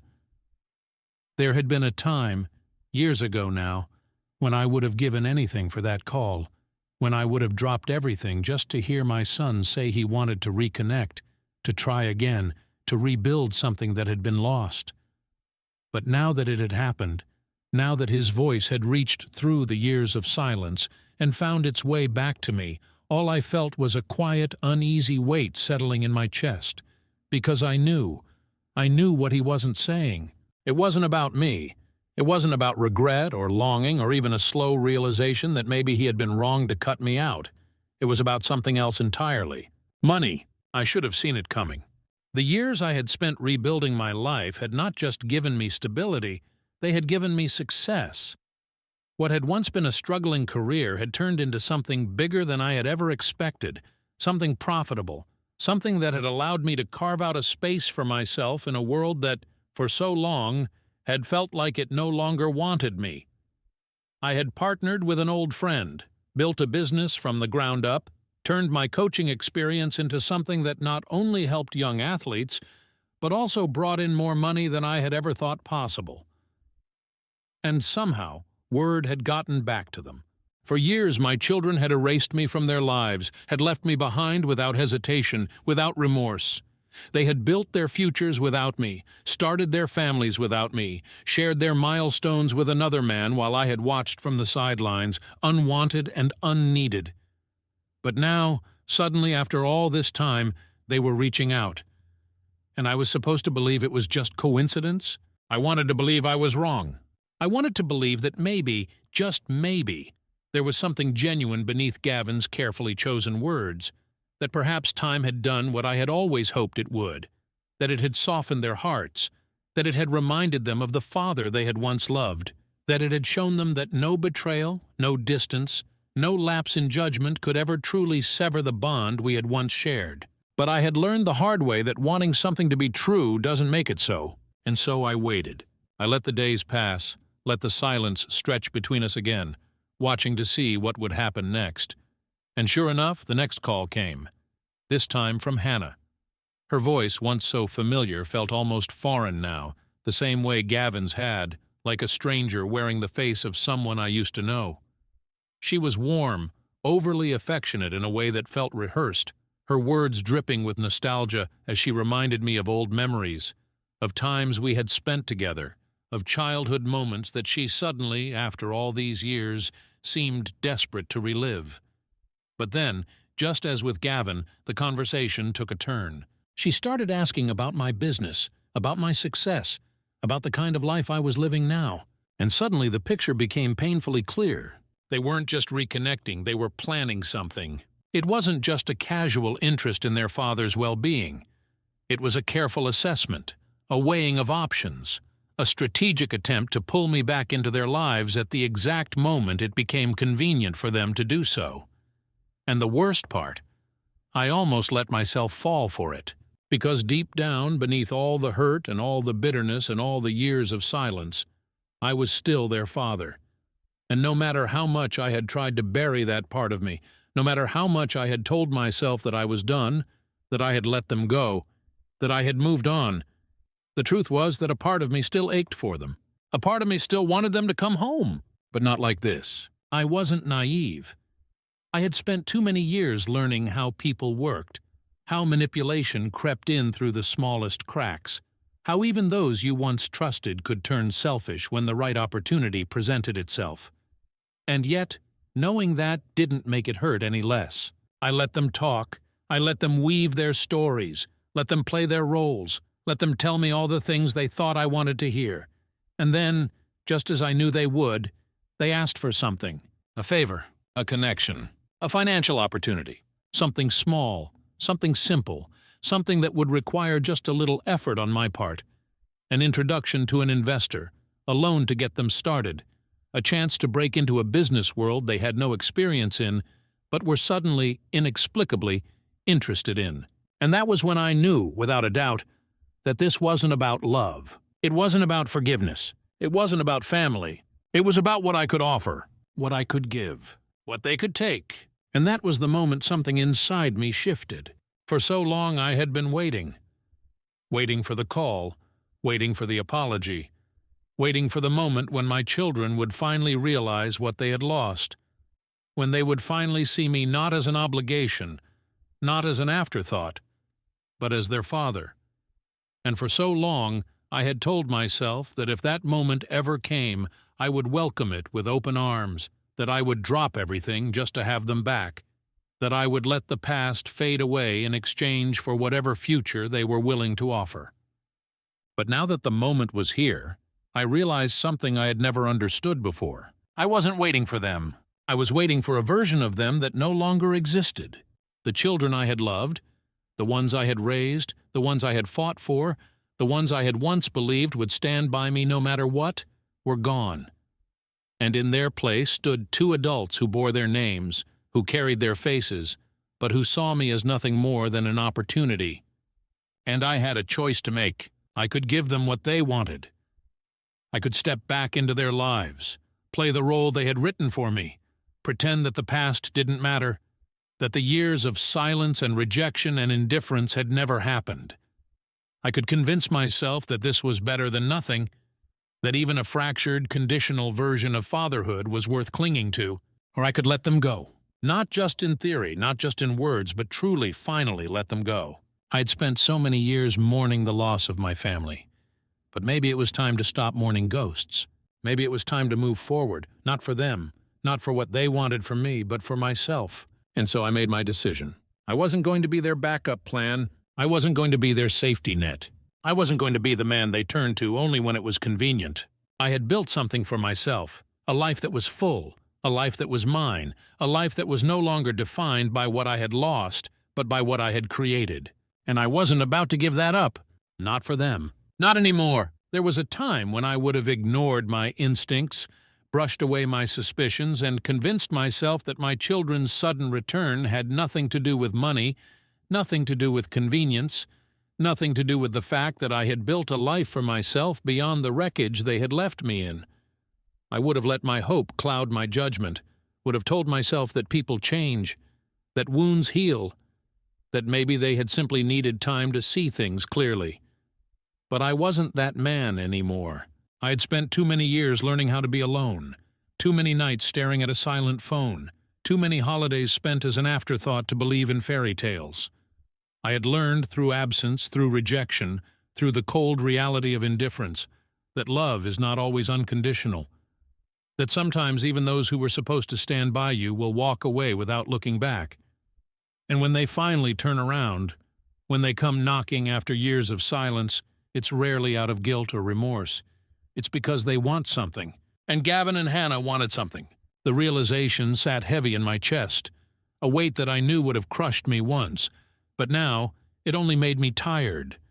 Not angry, not heartbroken, just tired. Because in the end, this was the moment of truth, the test that would reveal whether they had come back for me or for what I could offer them. So I waited. I let them keep calling, let them keep testing the waters, weaving their carefully crafted words, lacing them with just enough warmth, just enough nostalgia to sound sincere. I listened as they talked about how much they missed me, how they regretted the distance, how they wanted to make things right. But I also paid attention to what they didn't say. There was no acknowledgement of the years I had spent trying to reach them, of the messages they had ignored, of the weddings I had been excluded from, of the milestones I had been denied. There was no apology, no moment of reckoning where they admitted they had chosen their mother's version of events over mine, that they had let another man take my place without so much as a second thought. Instead, they spoke in vague, practiced phrases, carefully sidestepping the truth, pretending the past had simply been an unfortunate accident rather than a deliberate choice. And then finally came the moment I had been waiting for, the favor. It wasn't a direct request at first. Gavin mentioned that his job wasn't as stable as he had hoped, that the market had shifted, that he and his wife were considering new opportunities, looking into investments, trying to build something of their own. Hannah followed with a similar story. Her husband was struggling to get his business off the ground, things had been tight, and they were thinking of branching out into something new. The words were casual, spoken as if they were just sharing, just opening up, but the intent was clear. They were fishing, waiting to see if I would take the bait. Once upon a time, I might have. I might have jumped at the opportunity to be useful to them, to prove that I was still their father, that I could still provide, still be someone they needed. I might have told myself that this was my way back in, that if I just gave a little they would see me again, not as a resource but as a person, as a father. But I wasn't that man anymore. So I did something that surprised even me. I told them no. I didn't make excuses. I didn't soften the blow. I simply told them that I had worked too hard to rebuild my life, to carve out something meaningful from the ruins of my past, and that I had no intention of handing over what I had built to people who had shown me time and time again that I was only worth as much as what I could offer. The silence on the other end of the call had been deafening, and in that silence, I heard everything I needed to know, because there was no disappointment, no sadness, no attempt to say, "That's okay, Dad, we just wanted to reconnect." There was only the quiet calculation of people realizing they had miscalculated, that their plan had failed, that I wasn't the easy mark they had assumed I would be. They hung up shortly after that, and just like that the call stopped. No more messages, no more friendly check-ins, no more sudden interest in my life. It was as if, the moment I stopped being a potential asset, I stopped existing again. And I could have let it break me. I could have let it confirm every fear, every painful doubt that had haunted me for years, that maybe I really wasn't enough, that maybe I had failed as a father, that maybe if I had done something differently, they would have stayed. But instead I felt something else, relief, because now there was no more pretending, no more wondering, no more second-guessing whether I had given up too soon or if I should have tried harder. Now I knew, and knowing was freedom. For the first time in years I felt truly undeniably free, because I wasn't waiting anymore. Not for them, not for something that was never coming. Not for a version of them that had long since ceased to exist. I had spent too long mourning a family that had already moved on without me. And now finally I was ready to do the same. Update. There is something strange about the way closure comes. Not as a grand moment of reckoning, not as some cinematic confrontation where all the right words are spoken, where the past is dissected and wrongs are acknowledged. Instead, it arrives in silence, in the absence of something that once weighed heavily on your soul.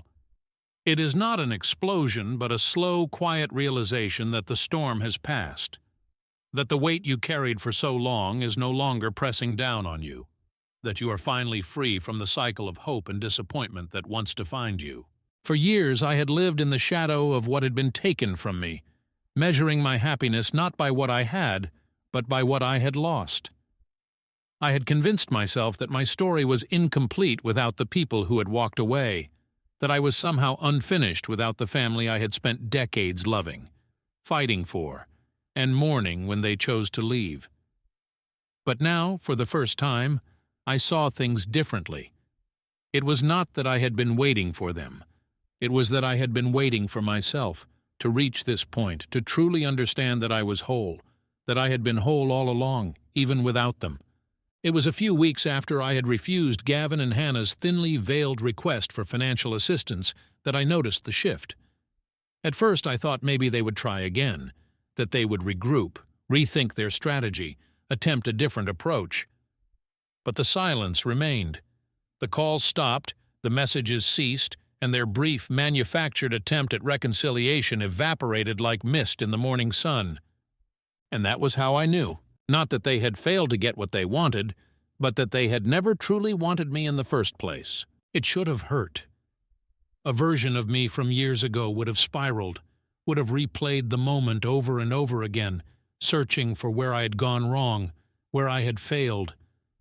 I would have obsessed over every detail, would have looked back on their childhoods and questioned whether I had been too strict, too distant, too caught up in my own struggles to see what they needed from me. But that version of me was gone, and what remained was someone who had finally learned what it meant to let go. Letting go was not the same as giving up. Letting go did not mean I had stopped loving them. It did not mean I no longer wished things had been different.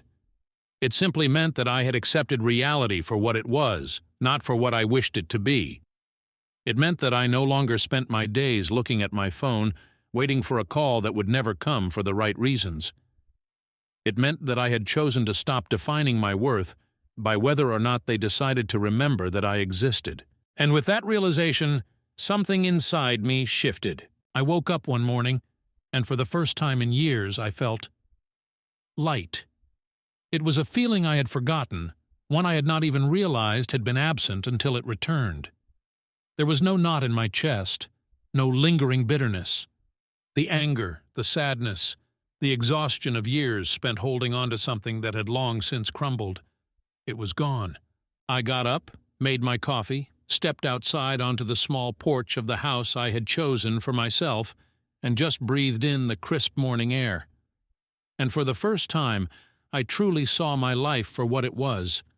Not the remnants of something broken, not a consolation prize for the things I had lost, but something full, something real, something mine. My business was thriving, not just in financial success, but in the impact it had on the young athletes who walked through its doors, seeking guidance, mentorship, and a place where they felt they belonged.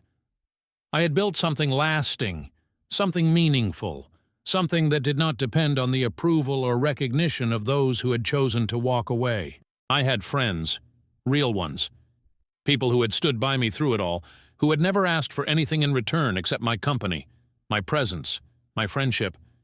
People who had become my family in ways that went deeper than blood, in ways that were built not on obligation but on choice. And most importantly, I had myself. For years I had convinced myself that I was missing something, that there was an emptiness inside me that could only be filled by the return of the people who had left. But now I saw it for what it was, an illusion, a ghost of a belief that had never been true. I was not missing anything. I had everything I needed. The past would always be part of me. The love I had for my children would never disappear, no matter what had happened. But love was not a chain. It was not something that forced you to stay in a place where you were no longer wanted. It was not something that required you to beg for scraps of affection or to trade your self-respect for the mere hope of being seen.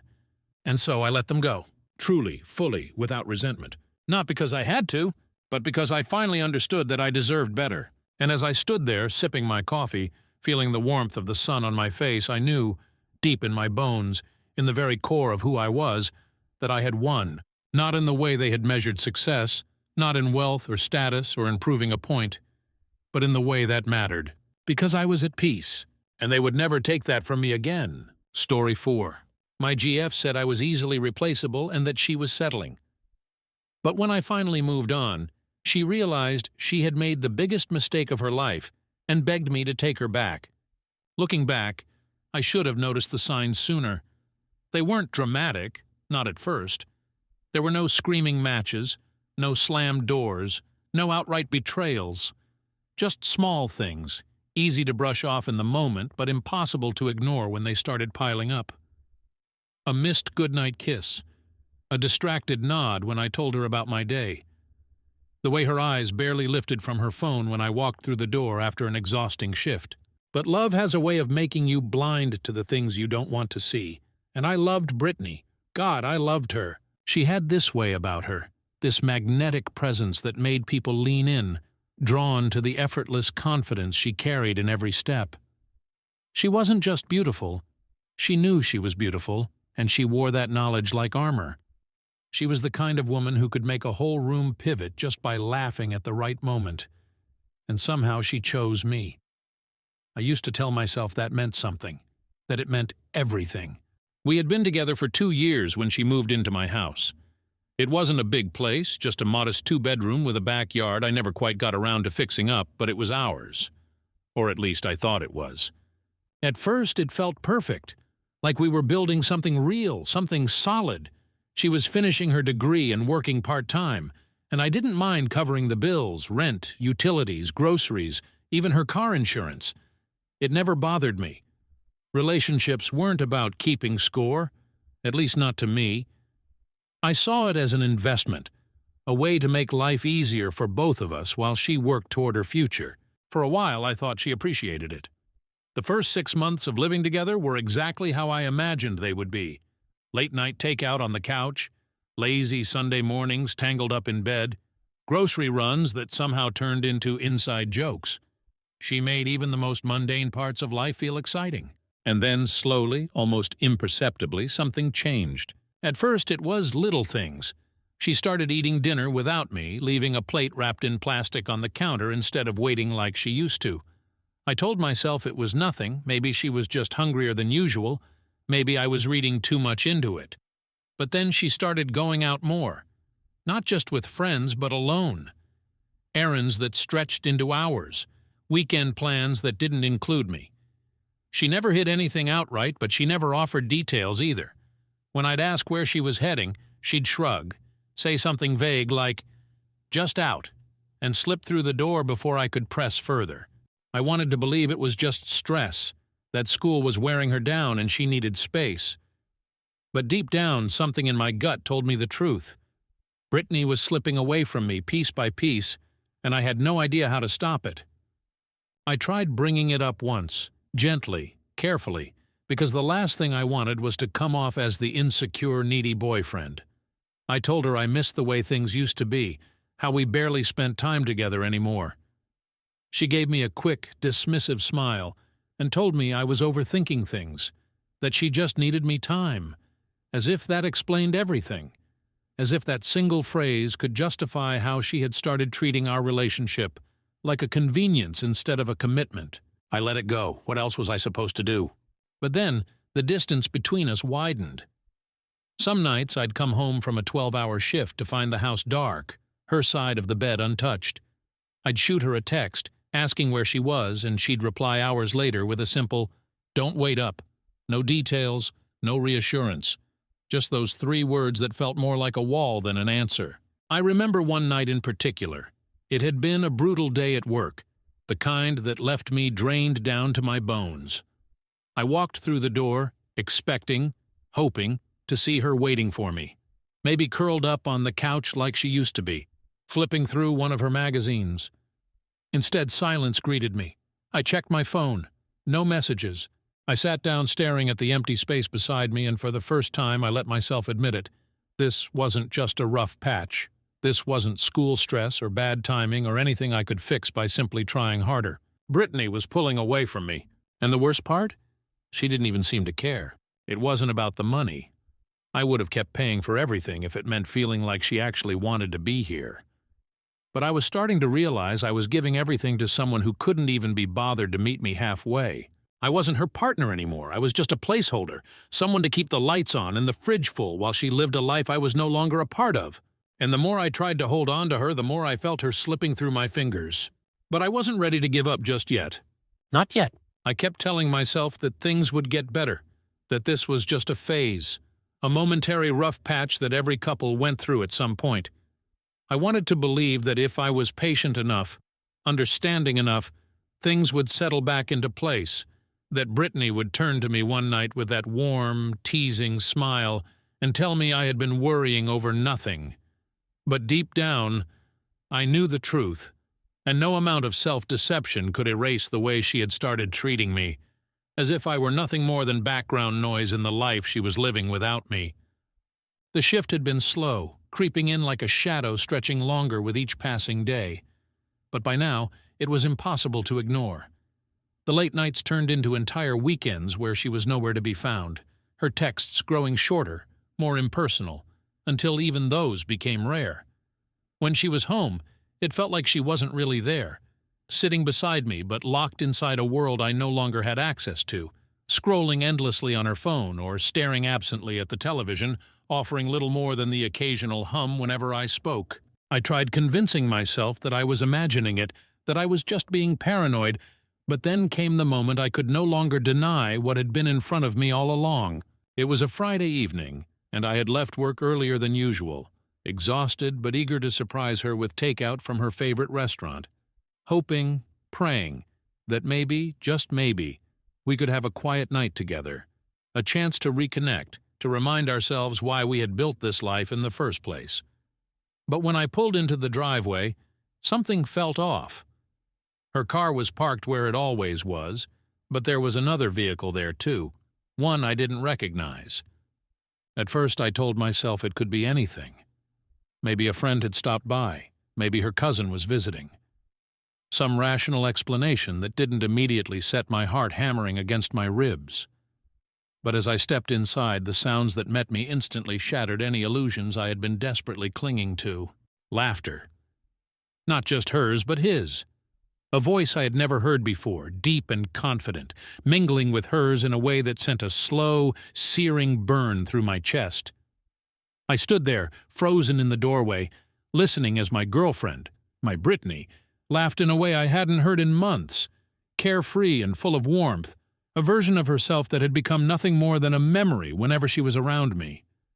And then there was the way she spoke to him, light, teasing, laced with an intimacy that cut deeper than any knife. I stepped forward, my body moving before my mind could catch up, and when I turned the corner into the living room, I saw them. Brittany curled up on the couch, sitting far too close to a man I had never met, her legs tucked beneath her, head tilted slightly as she listened to him speak, completely engrossed in whatever story he was telling. The way she looked at him, leaning in, eyes bright, lips slightly parted in a small, amused smile. It was the kind of expression I hadn't seen directed at me in longer than I cared to admit. And then she saw me. For a fraction of a second, something flickered across her face. Shock, guilt, something unreadable. But it was gone almost instantly, replaced with that same casual, detached expression she had perfected over the past few months. She straightened slightly but made no move to create distance between them, as if daring me to say something, to acknowledge the shift that had been happening right under my nose. I wanted to be angry. I wanted to demand an explanation, to force her to look me in the eye and tell me what the hell was going on. But more than anything, I just felt tired. Tired of being the only one who cared enough to fight for something that had clearly already been lost. So instead, I exhaled slowly, nodded toward the food in my hand, and set it down on the kitchen counter, the weight of unspoken words pressing against my chest like a stone. I didn't ask who he was. I didn't ask why he was there, because the truth was, I already knew. That night she barely spoke to me. She disappeared into the bedroom before I could even bring myself to say a single word, and when I finally forced myself to go to bed hours later, I found her curled away from me, her back to mine, breathing slow and steady as if she had already made peace with something I was only just beginning to grasp. I didn't sleep that night. I lay there in the dark, staring at the ceiling, my mind replaying every moment of our relationship, searching for the exact point where things had gone wrong. But the answer didn't come, because the truth was, it hadn't happened in a single moment. It had been a gradual unraveling, a slow erosion of something I had once believed was unbreakable. And now there was no putting it back together. I knew what had to be done. I just wasn't ready to do it yet.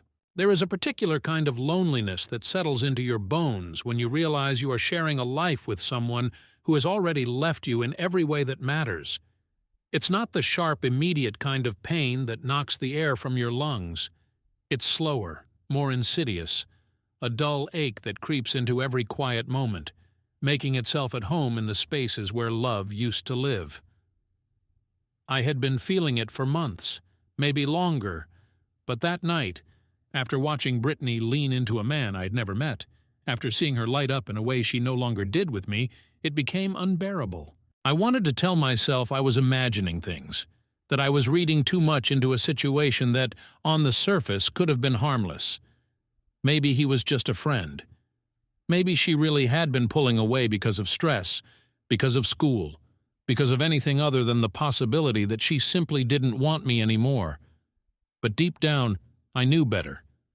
I knew it in the way she didn't flinch when she saw me standing there, in the way she didn't bother to move away from him, didn't make even the smallest effort to reassure me that nothing was going on. It wasn't just that she had emotionally checked out. It was that she didn't care if I noticed. That realization sat with me for days, growing heavier with each passing moment. I found myself replaying every conversation, every time she had brushed me off or told me I was overthinking things. I thought about the nights I had spent waiting for her to come home, the texts left unanswered, the way my presence in our own home seemed more like an afterthought than a comfort. I had been making excuses for her, convincing myself that if I just held on long enough, she would find her way back to me. But the truth was so much simpler and so much crueler. She wasn't lost. She had already moved on. The thought of confronting her felt exhausting, as if I had already fought a battle I hadn't realized I was waging, only to look around and see that I was the only one left standing. I didn't want to argue.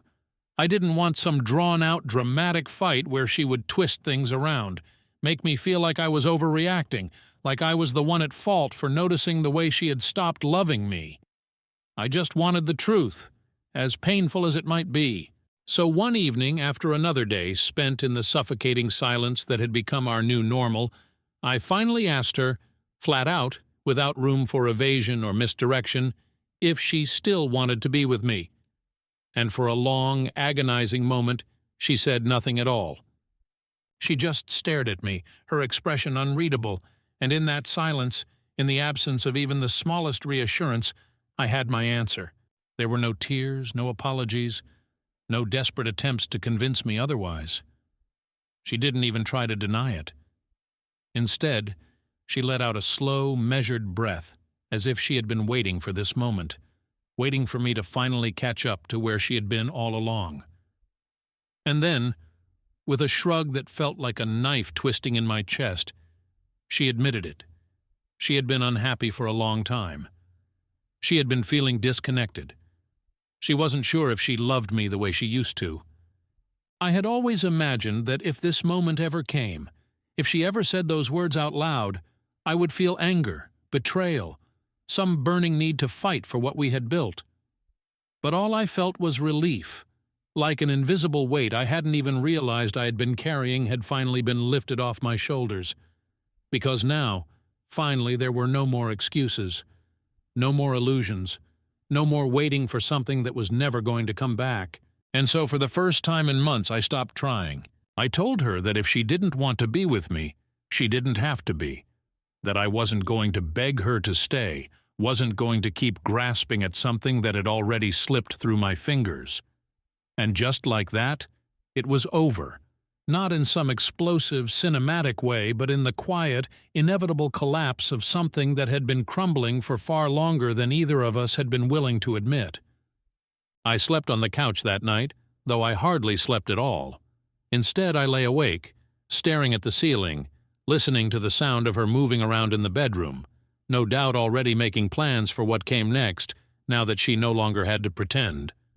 By morning, she had packed a bag and left, offering nothing more than a half-hearted promise that she would come back for the rest of her things later. And just like that, she was gone. I sat in the empty silence of the house, letting it all sink in, waiting for the grief to hit me in full force. But instead, all I felt was exhaustion. Not heartbreak, not devastation, just a bone-deep, soul-weary exhaustion that made it hard to do anything other than sit there and breathe. Because the truth was, I had already mourned this relationship. I had been grieving it for months, long before I ever had the courage to let it go. And now, for the first time in a long time, I didn't have to grieve anymore. First update. There's a strange kind of stillness that settles in after something you thought would last forever finally comes to an end. It's not immediate, not like flipping a switch and suddenly feeling free. No, it creeps in slowly, in the quiet moments when you're standing in the kitchen making coffee for one instead of two, or when you wake up in the middle of the night and instinctively reach for someone who isn't there anymore. It's in the way the house feels bigger somehow, emptier, even though nothing has physically changed except for the absence of one person's presence. The first few days without Brittany were surreal. I had spent so long feeling like I was losing her, watching her drift further and further away, that by the time she was actually gone, it felt less like a shock and more like the inevitable conclusion to a story I had been trying to rewrite for too long.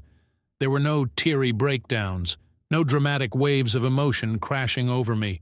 Instead, there was just an overwhelming sense of exhaustion, a weariness that had settled into my bones, making it hard to process whether I was relieved or just numb.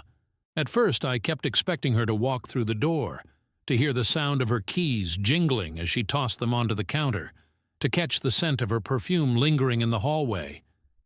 But the days stretched on, and the silence remained unbroken.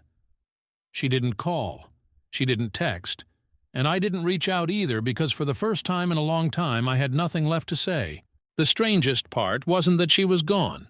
It was realizing how little her absence actually changed anything. I had already been living alone in that house for months, sharing a space with someone who had checked out long before she ever packed her bags. The only difference now was that I no longer had to pretend.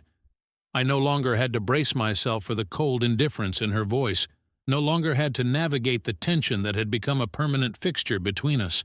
I had spent so much time fighting for something that was already broken beyond repair, convincing myself that if I just held on a little longer, if I just tried a little harder, I could fix what was slipping away. But now that it was over, now that there was nothing left to fight for, I could finally see how pointless it had all been. She had made her choice long before I had the courage to make mine. For the first time in months, maybe even years, I could breathe without feeling like I was suffocating under the weight of someone else's indifference. But as the days turned into weeks, something unexpected happened. At first, it was subtle, something I barely noticed, like the way I started sleeping better, no longer waking up to the sound of my own restless thoughts chasing me in circles, or the way I stopped dreading coming home, no longer bracing myself for the tension that had once hung in the air like an unspoken argument waiting to happen. Then there were the small freedoms I hadn't even realized I had lost. Choosing what to watch without worrying whether she'd roll her eyes, cooking meals I actually wanted instead of catering to her ever-changing whims, playing music in the mornings without the fear of disrupting whatever mood she had decided to wake up in. And slowly, piece by piece, I started feeling like myself again. One evening, I found myself sitting on the porch with a beer in hand, watching the sun dip below the horizon, painting the sky in soft shades of pink and gold. It was one of those moments I would have once shared with Brittany, back in the days when things were easy, before love had turned into something I had to chase. And yet, as I sat there, feeling the cool evening air against my skin, I realized something that should have been obvious all along. I didn't miss her. Not really. I missed the idea of what we had been, the version of us that had existed in the beginning, before everything fell apart. But the Brittany I had been holding on to, the one I'd been trying so desperately to keep, wasn't real anymore. Maybe she never had been. And that was the moment I knew I was finally free. Not just from her, but from the weight of everything I had carried for so long. I had spent months feeling like I was drowning, like I was clawing at something just out of reach, desperate to hold on to a love that had already slipped through my fingers. But now, sitting in the quiet of my own space, with nothing but the hum of crickets and the distant sound of a car passing by, I finally understood what I had been too afraid to admit. I had been so focused on what I was losing that I never stopped to consider what I was gaining. And for the first time in a long time, I felt something I hadn't felt in ages. Hope. The thing about moving on is that it doesn't happen all at once. It's not a single moment, a clean break where you wake up one morning and suddenly feel whole again. No, it's a slow process, a series of tiny shifts that you don't even notice until one day you catch yourself laughing at something without the weight of the past pressing down on you, or you realize that you went an entire afternoon without thinking about what was lost. Healing doesn't announce itself. It just arrives quietly, slipping into the empty spaces that grief once filled. At first, I had expected to feel a sense of devastation, the kind of aching loneliness that comes when a chapter of your life ends abruptly. But instead, what settled in was a strange sense of calm, as if my body had finally caught up to what my heart had already known for a long time. There were no sleepless nights spent questioning what I could have done differently, no desperate urge to reach out and fix something that had been beyond repair. The love I had fought so hard to hold on to had been gone long before she packed her bags, and now, with nothing left to fight for, all that remained was an empty kind of peace. I started filling my days with things I had forgotten I loved, rediscovering parts of myself that had been pushed to the side in the effort to keep Brittany happy. I went for long drives with no destination in mind, letting the road stretch out before me, the hum of the engine and the wind through the open window replacing the silence that had once felt suffocating. I reconnected with old friends, the kind I had unintentionally drifted away from, because I had been so consumed by trying to fix something that had never been mine to fix in the first place. I found comfort in the small routines that had once felt mundane. Morning coffee on the porch, the simple pleasure of reading without distractions, the quiet solitude of coming home to a space that finally felt like my own again. And yet, despite the growing sense of clarity, there were still moments when the past would creep in, uninvited and unwelcome. Sometimes it happened in the grocery store when I'd instinctively reach for something I used to buy for her, before remembering she wasn't there to want it. Other times it was triggered by a familiar song playing on the radio, a melody that transported me back to late-night drives when things had been good, when I had still believed in the illusion of us. But even those moments, as sharp as they were, passed quicker than I expected, fading like echoes instead of wounds that refused to heal. I didn't hear from Brittany after she left, and I didn't reach out either. It wasn't that I harbored any lingering anger. I had spent enough time carrying the weight of disappointment, and I had no desire to let it take up any more space in my life. But there was nothing left to say, nothing that would change what had already been done. The version of us that had once existed had long since dissolved, and there was no sense in trying to resurrect something that had already been laid to rest. Then, one evening, a message arrived, a simple, unassuming text that flashed across my screen like a ghost from another life. "Hey, how have you been?" It was from her. For a long moment I just stared at the words, waiting for some kind of reaction to hit me, anger, sadness, regret, something. But all I felt was an odd sort of detachment, as if I were reading a message meant for someone else entirely. I thought about ignoring it, about leaving it unanswered and letting it drift away like everything else we had once shared. But instead, I typed out a response that was both honest and final. "I'm doing good, hope you are too." And that was it. No resentment, no curiosity, no need to prolong a conversation that had no reason to continue. Whatever she had been searching for in reaching out, I wasn't interested in giving her. I had spent enough time waiting for her to see me, waiting for her to choose me, and now, standing on the other side of it all, I realized that I no longer needed her too. I had chosen myself. That night, for the first time in what felt like forever, I fell asleep with a lightness in my chest, a feeling of quiet certainty that I had made it through the storm. And I knew without a doubt that I wasn't looking back. Second update. The thing about closure is that it doesn't come in a grand, cinematic moment, not in the way people like to imagine. There is no final confrontation, no dramatic realization that suddenly sets everything right. It doesn't arrive with fireworks or neatly tied-up endings. Instead, it sneaks up on you in the quietest moments. When you wake up one morning and realize you no longer feel the urge to check your phone for messages that never came, or when you catch yourself going an entire day without thinking about the person who once occupied so much space in your mind. For a long time, I thought moving on would feel like some monumental shift, a single turning point where everything suddenly made sense, where all the pain and confusion evaporated, leaving only clarity in its place.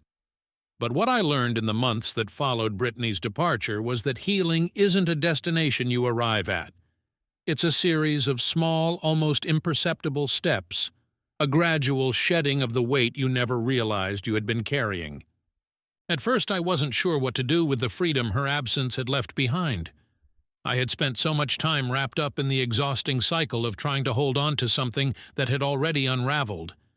So much energy poured into a relationship that had turned into a one-sided battle, that when it was finally over, I felt strangely unmoored, like a ship that had spent years fighting against the current only to find itself drifting in open waters with no clear direction. But then, slowly, I started filling that space with things that mattered, things that made me feel alive again, things that reminded me of who I was before I had become someone who measured his worth by another person's affection. I went back to the gym, not to distract myself or to prove anything, but because I remembered how much I enjoyed the feeling of pushing myself, the satisfaction of steady progress, of reclaiming a sense of strength I had almost forgotten I had. I started spending more time outside, going on long walks with no destination in mind, letting the world around me settle into my bones, breathing in the crisp air without the weight of expectation pressing against my chest. I reconnected with old friends. The ones I had neglected, not out of malice, but because I had been too consumed by the slow deterioration of my relationship to be present for anything else. At first, there was hesitation, the lingering guilt of having let those bonds fade, but what I found was warmth, understanding, an easy familiarity that made me realize true friendships don't erode just because you lost yourself for a while. And somewhere along the way, without even noticing when it happened, I stopped feeling the need to analyze every detail of what had gone wrong. The late nights spent dissecting every conversation, every shift in Brittany's behavior, searching for some hidden clue I had missed. It all faded into something distant, something that no longer had power over me. I no longer cared about the why of it all, because the truth was it didn't matter anymore. There was no single moment where everything had crumbled. There was no grand betrayal or sudden shift. It had been a slow unraveling, a gradual erosion of something that was never meant to last. And once I accepted that, truly accepted it, I realized there was nothing left to grieve. She had been a chapter in my life, but that chapter had ended, and I was okay with that. Then one evening something happened that confirmed just how much I had truly let go. I was out with some friends, sitting at a bar that I had been to a handful of times before, but never really paid much attention to. The atmosphere was warm, filled with the low hum of conversation and the occasional burst of laughter from a nearby table. It was the kind of place I would have once wanted to bring Brittany to, back when I was still trying to hold on to the idea of us. But now, it was just a place, nothing more. And that's when I saw her. She was standing near the entrance, talking to someone I didn't recognize, her head tilted slightly in that way she always did when she was engaged in conversation. She looked the same, or maybe slightly different in a way that only someone who had once loved her would notice. Her hair was a little shorter, her posture a little looser, as if she, too, had shed something in the time since we had last spoken. For a brief moment our eyes met across the room and I felt nothing. No rush of emotion, no sudden pang of regret or nostalgia. Just a quiet acknowledgement that we had once been something to each other and now we weren't. She gave me a small, almost hesitant smile, and I returned it. A simple nod, a silent understanding that whatever had once existed between us was well and truly over. And then, just as quickly as it happened, the moment passed. I turned back to my friends, laughing at a joke someone had just told, and without even meaning to, I moved forward. That was the moment I knew, really truly knew, that I was free. Not just from her, but from the weight of everything she had once represented. And for the first time in a long time, the future didn't feel like something to fear. It felt like something I was ready to embrace. Story 5. My golden brother hired a private investigator to expose me as a failure, but instead, he uncovered that I had already won. Growing up in a small town meant that everyone knew your name, your family, and every little success or failure that followed you around like a shadow. It was a place where reputation stuck, where you could never quite escape the role people assigned to you from childhood, and in my family those roles were painfully clear. My older brother Eric was the golden child, the embodiment of everything my parents admired and valued. And me? Well, I was the perpetual afterthought, the one who never quite measured up, the footnote in a story where Eric was the star. Eric was the type of guy people gravitated toward.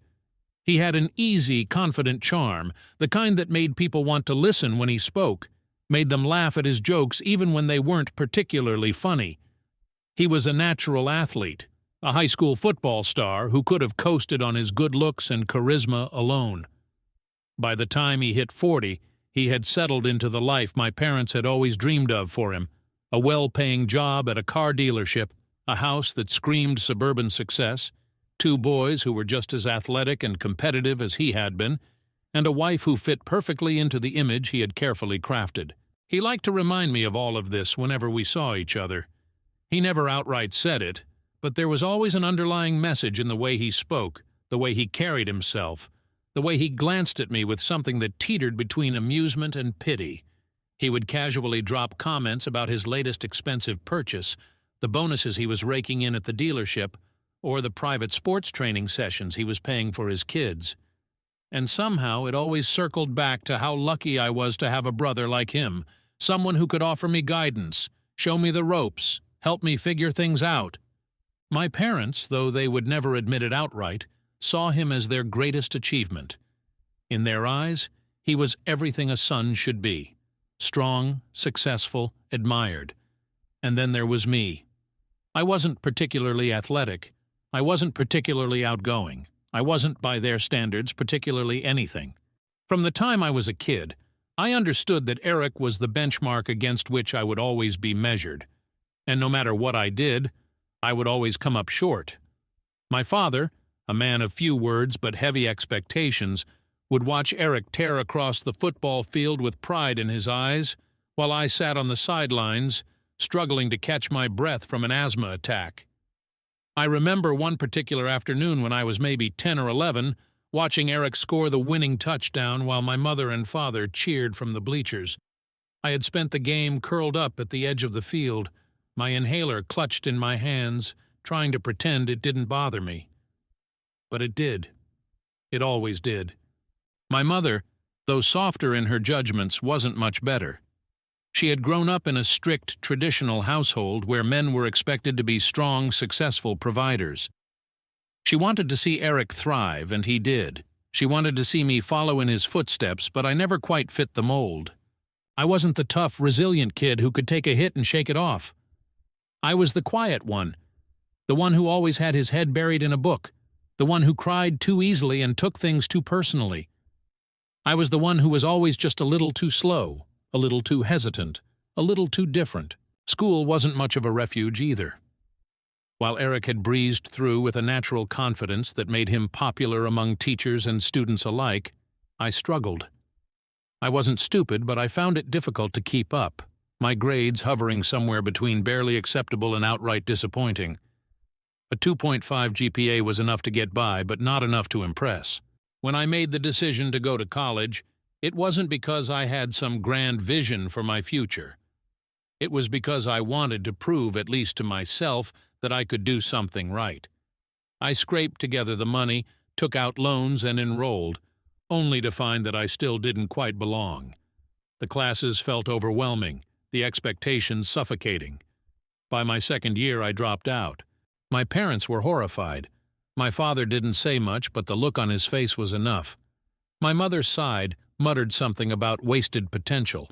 Eric, of course, had a different reaction. He didn't look surprised. In fact, he almost looked satisfied. He clapped a hand on my shoulder, offered me a smirk that barely concealed his condescension, and told me, in the kind of tone people use when they think they're being helpful, that college isn't for everyone. I wanted to hate him for it, but the worst part was that I wasn't sure he was wrong. For years, I let them believe that I was just coasting, barely scraping by. I had stopped trying to convince them otherwise. They assumed I was struggling, assumed that my life was a series of missed opportunities and half-hearted attempts at success. And I never corrected them. Because what they didn't know, what they had never bothered to ask, was that while Eric was busy basking in the glow of his small-town success, I was quietly building something bigger than he could ever imagine. If there's one thing I learned growing up under Eric's shadow, it's that people don't expect much from someone they've already written off. They stop asking questions, stop checking in, stop wondering what you're doing with your life because, in their minds, they already know the answer. I realized this sometime in my early 20s, after I dropped out of college and found myself drifting, trying to figure out what exactly I was supposed to do with a life that had never felt like it belonged to me in the first place. For a while I let myself believe that maybe they were right, that maybe I was a failure, that I was simply destined to live in the margins of Eric's success story, a side character whose only purpose was to emphasize just how bright he shined. I worked odd jobs, scraping by with whatever I could find, stocking shelves at a grocery store, assisting in a local hardware shop, doing temp work that barely paid enough to cover my rent. None of it felt like it mattered, and maybe that was the worst part. The feeling that I was just going through the motions, existing rather than living, while Eric continued his steady climb toward the life my parents had always envisioned for him. But life has a way of surprising you, sometimes in the smallest moments, the ones that don't feel important at the time but end up shifting everything. For me, that moment came when I took a part-time job at a comic book and video game shop in town, a job my parents, of course, considered beneath me, something they assumed was temporary, just another sign that I wasn't serious about building a future for myself. But what they didn't understand was that, for the first time in my life, I had found something that made sense to me, something that made me feel like I belonged. It wasn't just about selling games or discussing the latest superhero movies with customers. It was about the community, the people who walked through those doors every day, searching for something they couldn't quite find anywhere else. It was the late-night conversations with fellow enthusiasts, the camaraderie of shared interests, the quiet understanding that, for many of us, these stories, these worlds, were more than just entertainment. They were escape, identity, meaning. And that's where I met Jason. Jason was the kind of guy who could talk for hours about everything from retro game mechanics to the intricacies of coding. And unlike most people in my life, he didn't see me as Eric's lesser brother or a college dropout with no direction. He saw someone with potential, someone who understood technology, even if I had never thought to pursue it before. We spent countless hours after work brainstorming ideas, tossing around concepts for apps, software, anything that could turn our shared passion into something tangible. It started small, just the two of us in his cluttered apartment, surrounded by empty pizza boxes and energy drink cans, our laptops open as we scribbled ideas on a whiteboard Jason had salvaged from a university dumpster. Neither of us had money, and neither of us had any grand illusions about striking it big. We were just two guys who loved what we did, who saw possibilities where others saw wasted time. For the first time in my life, I felt like I had a purpose, something that wasn't about proving myself to my parents or trying to outshine my brother, but something that belonged to me, something I could shape with my own hands. We started by offering tech support to local businesses, fixing broken systems, optimizing networks, troubleshooting issues that seemed impossible to the average office worker. It wasn't glamorous, but it was ours, and that was enough. We built a reputation, slowly at first, but word spread, and before we knew it, we had real clients, real contracts, real money coming in. I never told my family. I never corrected them when they assumed I was still working at the comic shop, wasting away in a job that, in their eyes, had no future. Let them believe what they wanted. Let them whisper about my lack of ambition while Eric continued to be the shining example of success. It didn't matter. I had something bigger than their approval. I had built something with my own 2 hands, something that no one could take away from me. And then one day everything changed. Jason, ever the ambitious one, had been talking about scaling up for months. He wanted to take the next step, expand beyond local businesses, push into something larger, something that would put us on the map. I was hesitant, not because I didn't believe in what we had built, but because for the first time in my life, I was comfortable. I had spent so many years feeling like I was struggling to catch up, and now that I had finally found my footing, the thought of risking it all felt terrifying. But Jason wasn't one to back down, and in the end, his persistence won out. He made connections, reached out to investors, and before I knew it, we were sitting across from a boardroom full of people in suits, pitching our company like we actually belonged there. And somehow they believed in us. The deal happened fast. Too fast. One moment we were just 2 guys fixing computers out of a tiny office, and the next we were signing contracts that would change everything. Jason had decided to sell the company, our company, to a larger corporation. And while I wasn't sure how I felt about it, the reality was undeniable. The payout was more than I had ever imagined, more money than I knew what to do with. I walked away with cash and stock options, enough to live comfortably for the rest of my life if I was smart about it. Jason, always the dreamer, moved on to new ventures, eager to chase the next big thing, while I took a step back, unsure of what came next. I bought a small house in a good neighborhood. Nothing flashy, nothing extravagant. Just a quiet place that was mine. I drove an old car, furnished my home with second-hand furniture, and lived a life so unassuming that no one would ever suspect I was sitting on a fortune. And still my family believed I was struggling. Still they pitied me. Still they whispered about wasted potential and missed opportunities. Eric, in particular, never missed a chance to offer unsolicited advice, never hesitated to remind me that he was there if I needed guidance, as if I were some wayward child who had lost his way. I let him. I let all of them believe whatever they wanted because in the end, their opinions didn't matter. I had spent my entire life feeling like I was running a race I was never meant to win, trying to prove something to people who would never truly see me. And now, for the first time, I didn't care. I didn't need their validation. I had built something real. And one day they would find out just how wrong they had been about me. The thing about success, true, undeniable success, is that it doesn't always come with fanfare. There's no dramatic moment where the world suddenly realizes you've made it. No triumphant music playing as people rush to acknowledge your achievements. More often than not, success creeps up quietly, settling into your life without announcement, existing in the subtle ways that only you can fully appreciate. And that was exactly how it happened for me.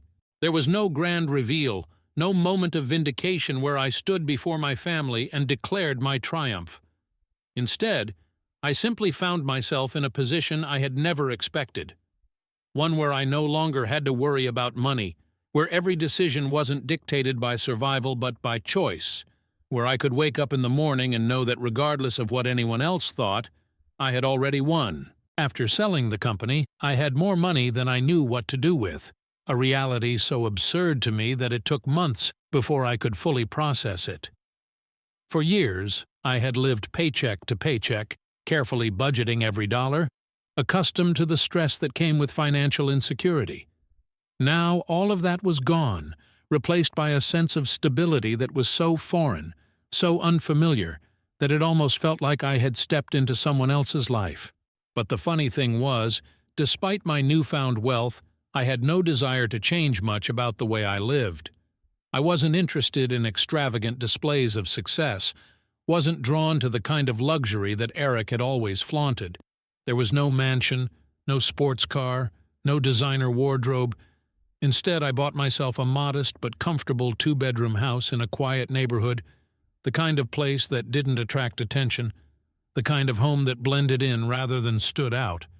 Every piece of furniture was second-hand, every item carefully chosen not for status, but for function.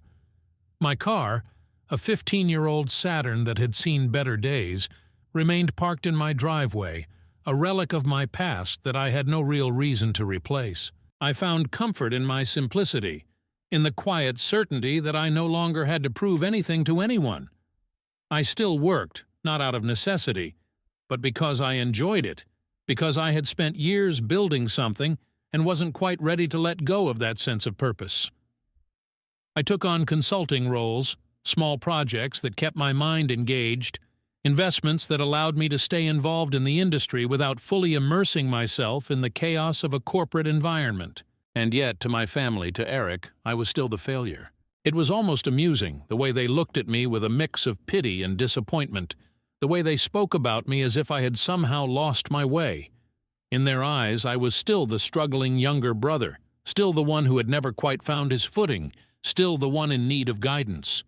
It never occurred to them that perhaps I had chosen to keep my success private, that perhaps I found more value in living on my own terms than in proving them wrong. Eric, in particular, seemed to relish in his role as the superior sibling, never missing an opportunity to remind me of his success, to offer unsolicited advice as if I were some lost cause in desperate need of his wisdom. He would talk at length about his latest achievements, the promotions, the bonuses, the vacations his family took every year, the expensive toys he accumulated without a second thought. His voice carried the weight of someone who believed, without question, that he had figured out the secret to life, and that it was his duty to impart that knowledge onto me, whether I wanted it or not. He had no idea. He had no idea that the money he worked so tirelessly to earn, the wealth he flaunted as proof of his superiority, was nothing compared to what sat untouched in my bank account. He had no idea that the financial security he chased with such desperation was something I had already achieved, something I had long since stopped worrying about. And the truth was, I liked it that way. There was a certain satisfaction in knowing that I didn't need their approval, that I didn't need to prove anything, that I could sit across from my brother as he bragged about his success and know, with absolute certainty, that I had outgrown the competition he had spent his life engaging in. But of course, life has a way of disrupting even the most carefully maintained illusions, because while I was content to let them believe whatever they wanted, while I had no interest in changing their perception of me, Eric was not content to leave well enough alone, and that was when he made his mistake. He had always been the kind of person who thrived on comparison, who needed to see himself as the best in order to feel secure in his own accomplishments. And somewhere along the way, it must have started to bother him. The idea that I wasn't as miserable as he had always assumed, that maybe, just maybe, I wasn't struggling as much as he wanted to believe. So he decided to find out for himself. In his mind, I imagine, he thought he was being clever. He had the resources, the connections, the ability to dig into my life in a way that would confirm whatever suspicions had started to take root. He wanted proof, something tangible that would reinforce his long-held belief that I was failing, that I needed his help, that he was, and always had been, the superior one. So he did what any man with too much money and too much ego would do. He hired a private investigator. I didn't know at first, of course. It wasn't as though he had the decency to tell me outright.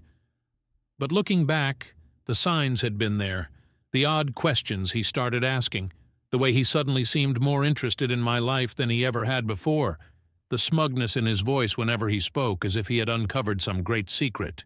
And then, one day, everything changed, because the investigator didn't find what Eric was expecting.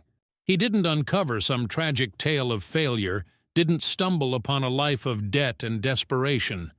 What he found, instead, was the truth, the house, the investments, the consulting work, the wealth that I had quietly built without ever feeling the need to broadcast it. Eric had gone looking for proof of my failure. Instead, he had found undeniable evidence of my success, and he had no idea how to handle it. First update. There's something almost poetic about the way people reveal their true nature, when confronted with a reality they never expected, when forced to reconcile the version of the world they've carefully constructed in their minds with the undeniable truth staring them in the face.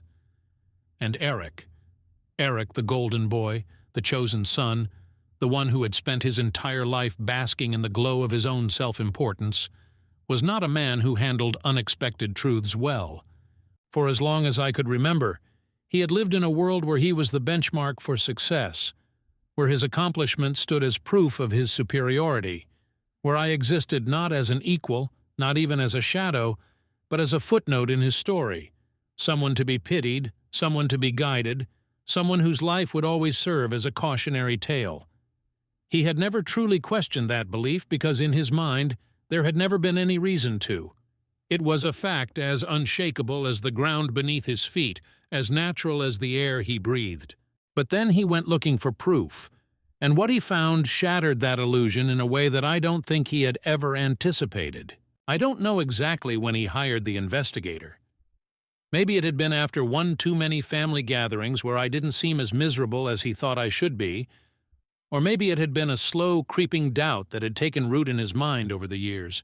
Something he couldn't quite shake, a nagging voice whispering that there was something he didn't know, something that didn't add up.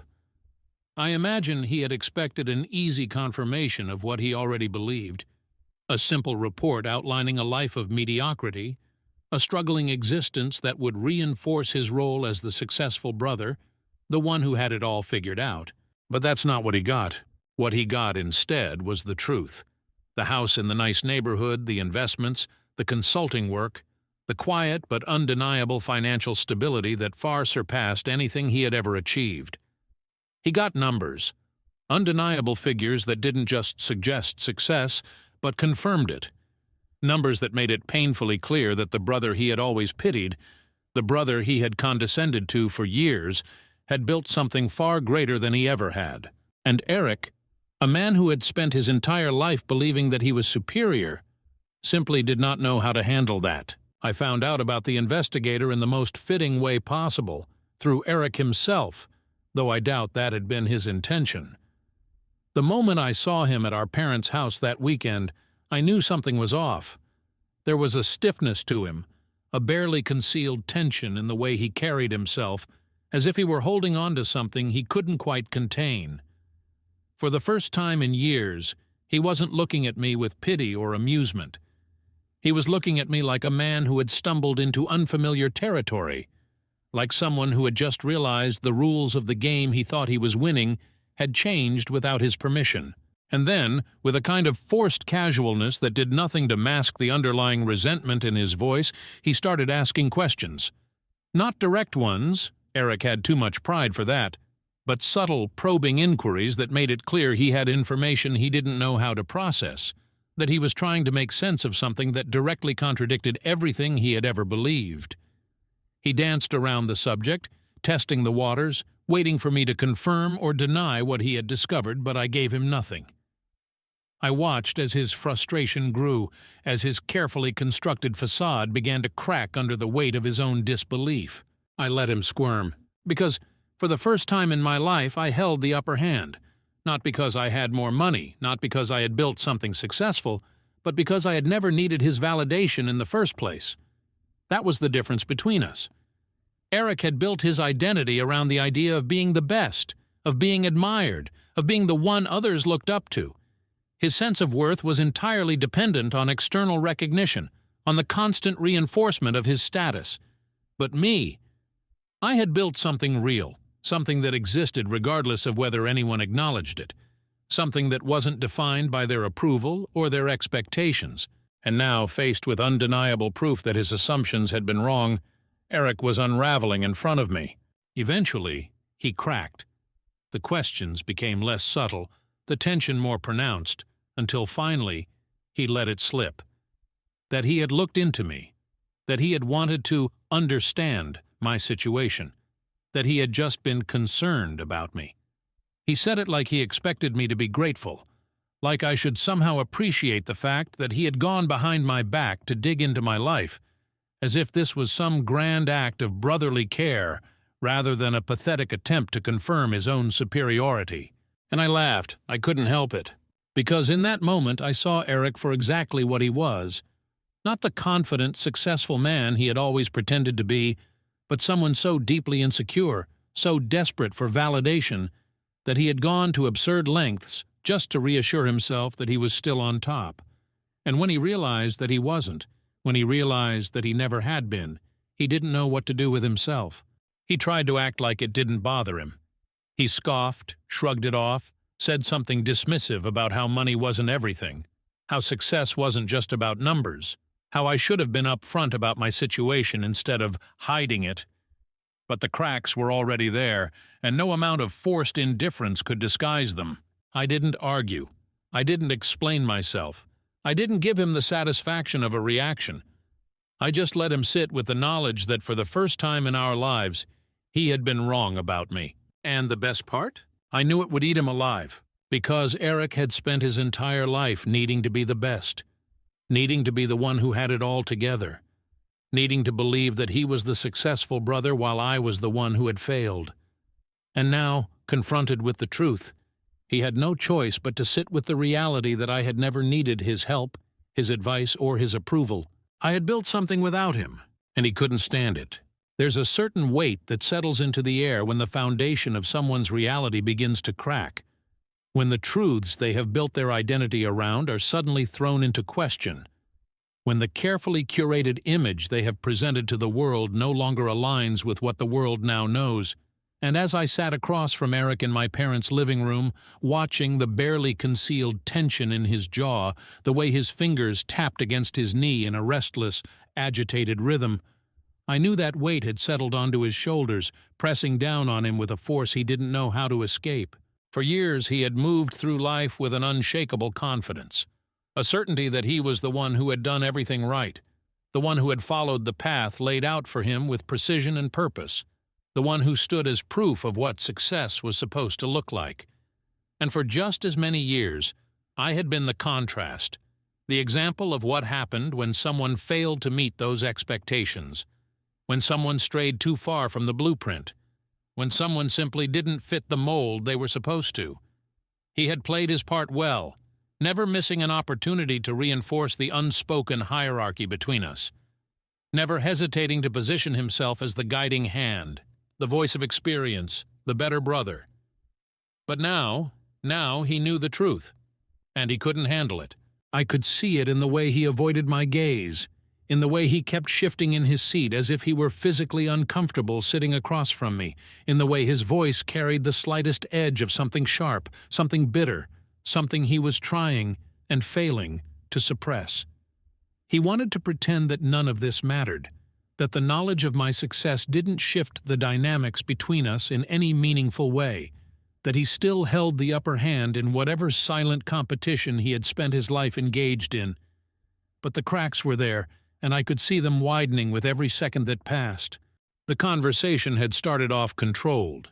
Forced pleasantries, empty words exchanged for the sake of appearances, both of us playing the part of brothers catching up when, in reality, we were circling each other like two opponents waiting for the right moment to strike. And then, inevitably, Eric could no longer hold back. The tension reached its breaking point, and he finally confronted me. Not directly, of course, because Eric had always been the type to disguise his insecurities as casual observations, to wrap his resentment in thinly veiled amusement, to deliver his barbs under the pretense of harmless banter.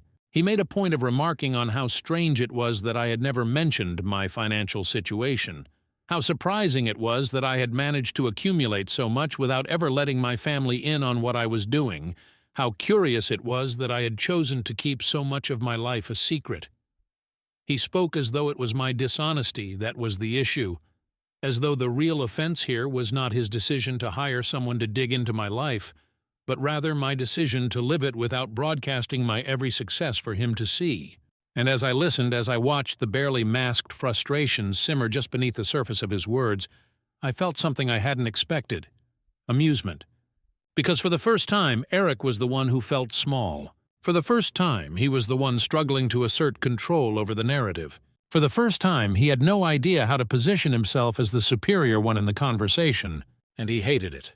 I didn't respond immediately, letting the silence stretch just long enough to make him uncomfortable, long enough to watch the flicker of impatience cross his face, long enough to let the weight of his own words settle around him before I finally, casually, shrugged. Because the truth was, I didn't owe him an explanation. I didn't owe any of them an explanation. The fact that he had gone to such desperate lengths to uncover my life without simply asking me was enough proof that he had never truly been interested in knowing me. He had been interested in defining me, and now that he no longer could, he didn't know what to do with himself. But Eric had always been the type who needed to be right, who needed to have the last word, who needed to feel like he was still in control. So, of course, he didn't stop there. He took the conversation further, stretching it into territory that revealed far more about him than it did about me. He started talking about value, about purpose, about how success wasn't just about money, how it wasn't just about numbers in a bank account or investments in a portfolio. He spoke as though he were trying to convince himself as much as me, as though if he just said the words enough times, they would become true. And that was when I realized he was jealous. Not just of the money, not just of the success, but of the fact that I had built something real without needing anyone's approval. Because that was the thing about Eric. He had spent his life chasing validation, structuring his every move around the need to be seen, to be admired, to be recognized as the one who had it all together. Every promotion, every purchase, every carefully curated display of success had been a performance designed to reinforce his status. And now, faced with the knowledge that I had quietly built something without seeking recognition, without begging for validation, without tying my worth to the opinions of others, he was unraveling. And so, rather than argue, rather than defend myself, rather than give him the reaction he so desperately wanted, I simply let him sit with it. I let him wrestle with the realization that I had won a game I had never even been playing. And when I left that night, stepping out into the crisp evening air, feeling the tension of the confrontation melt away, I knew this would haunt him. Because Eric was the kind of man who needed to believe he was winning. And now, for the first time, he couldn't. Second update. There's a certain peace that comes with stepping away from something that no longer holds power over you. A quiet kind of victory that doesn't need to be spoken aloud, doesn't need to be flaunted or reinforced, because it simply is. And as I drove home that night, the distant hum of streetlights flickering past my window, the cool night air slipping through the crack in my car's window, I felt that peace settle into my chest in a way I had never quite experienced before. For so long, my life had been shaped by comparisons, by silent expectations, by the weight of a family that had always seen me as something less. I had spent years trying to prove, at first to them, then to myself, that I was capable, that I was worthy, that I had something of value to offer to the world.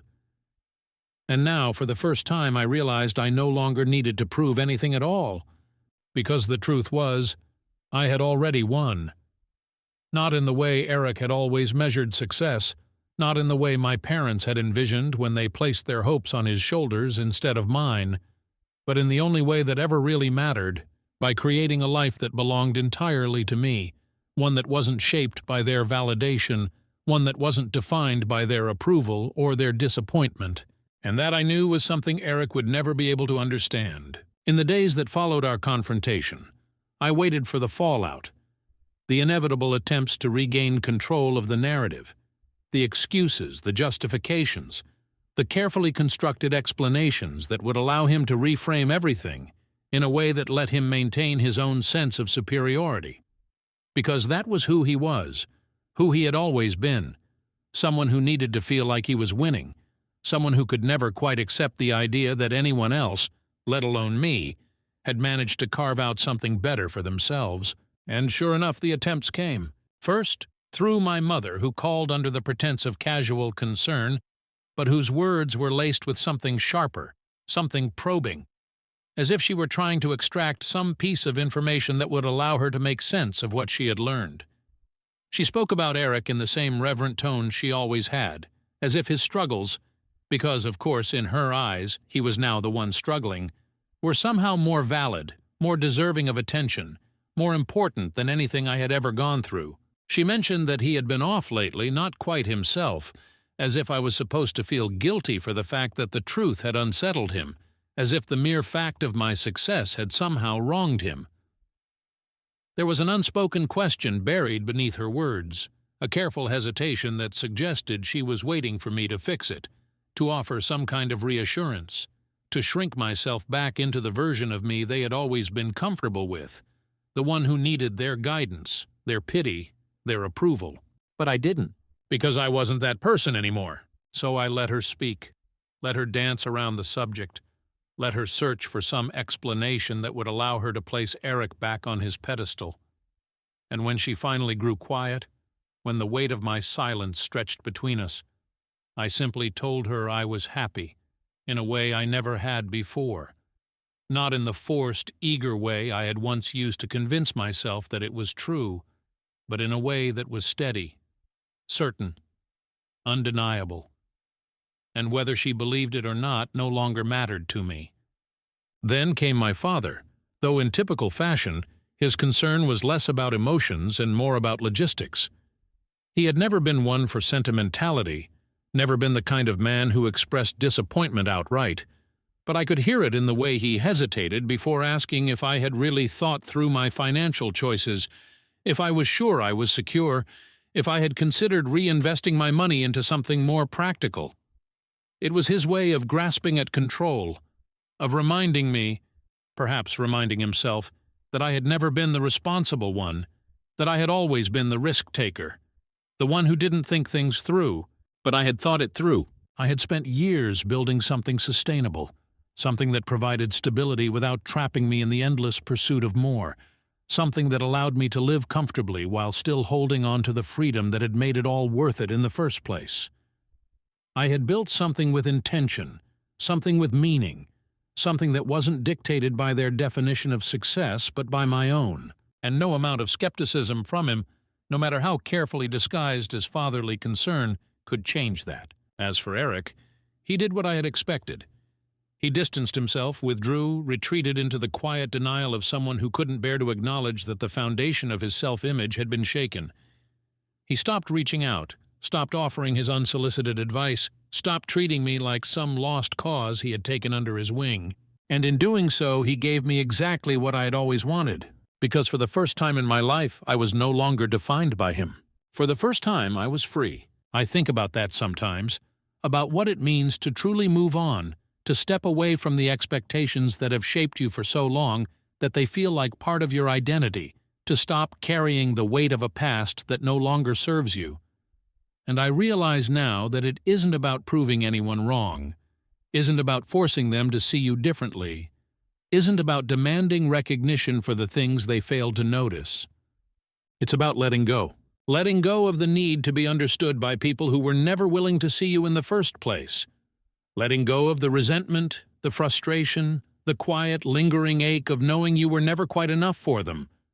Letting go of the idea that their approval is something worth chasing, something worth sacrificing yourself for. Because in the end, the greatest victory isn't in making them see you. It's in realizing you never needed them to. And as I stood on my front porch that evening, the sky painted in shades of orange and deep indigo, the world settling into the quiet hum of dusk, I knew, beyond any doubt, beyond any lingering shadow of uncertainty, that I had won, not by being better than Eric, but by finally choosing myself. Story 6. How I uninvited my best friend from my husband's surprise party and discovered the truth about her intentions. Looking back, I don't know how I didn't see it sooner. Maybe it was denial. Or maybe I was so used to brushing things aside that I convinced myself they didn't matter.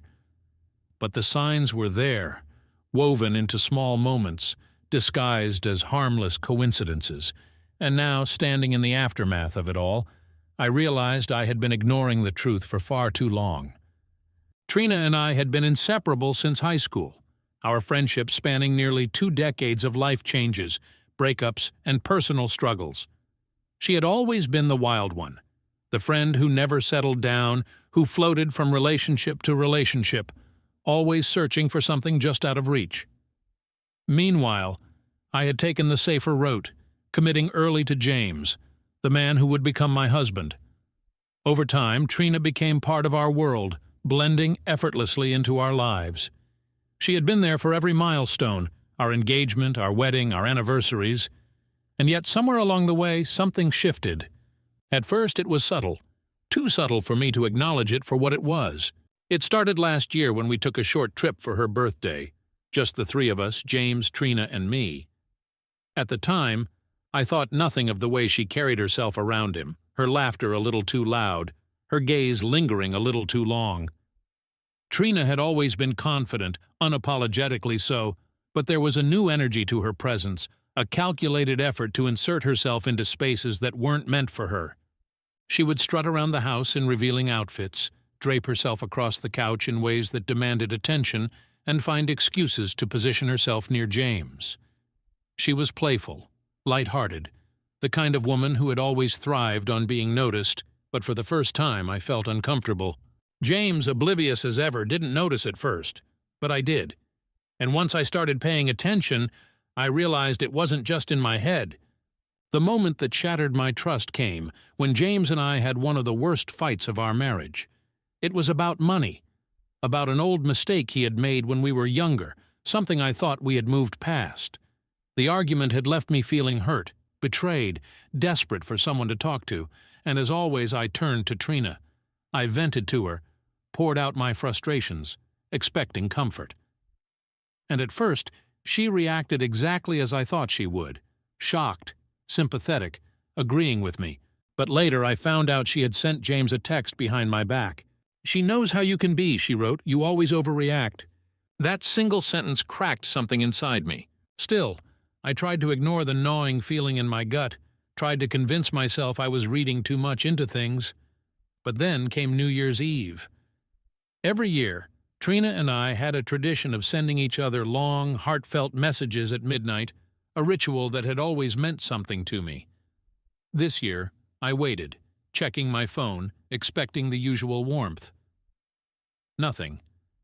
At 1 a.m. I finally gave in and sent her a message, pouring my heart into it, wishing her the best for the new year. Her response? A cold, dismissive thanks likewise.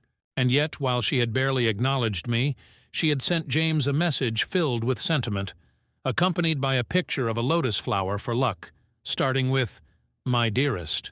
That was it. That was the moment I knew.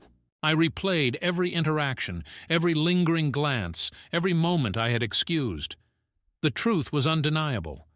She wasn't just being friendly. She wasn't just being thoughtless. She was testing boundaries, seeing how far she could push, how much she could get away with.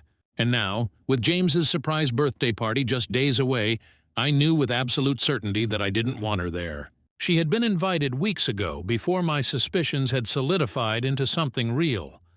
But now, the idea of her standing in my home, pretending to be my friend, circling James like a vulture waiting for an opportunity, it made my stomach twist. I had to uninvite her, but part of me hesitated. I wasn't a confrontational person. The idea of calling her, of saying the words out loud, of acknowledging the reality of the situation, it made my throat tighten with anxiety. What if I was wrong? What if I was making something out of nothing? No, not this time. For the first time in a long time, I needed to choose myself. The realization that I no longer wanted Trina at the party settled in my mind like a heavy stone, pressing down with each passing hour. It wasn't just discomfort anymore. It was something deeper, something that felt like betrayal, like the slow unraveling of a connection I had once trusted without hesitation. For years, I had welcomed her into my life, into my home, into the spaces of my marriage where friendship and trust should have been sacred.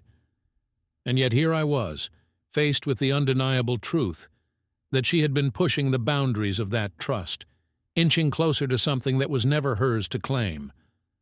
But the question lingered in my mind, gnawing at me with relentless persistence. How do you uninvite someone who has woven themselves so deeply into the fabric of your life? How do you stand in front of a person who has been there for nearly 2 decades and tell them that something has shifted, that something has broken, that they no longer belong in the same way they once did? I rehearsed the conversation in my mind, playing out different scenarios, each one ending with the same inevitable confrontation. Would she act surprised, feigning confusion, insisting that I was imagining things? Would she laugh it off, pretending it was all in good fun, dismissing my concerns as jealousy or insecurity? Or worse, Would she finally drop the act and let me see the truth that I had been avoiding for far too long?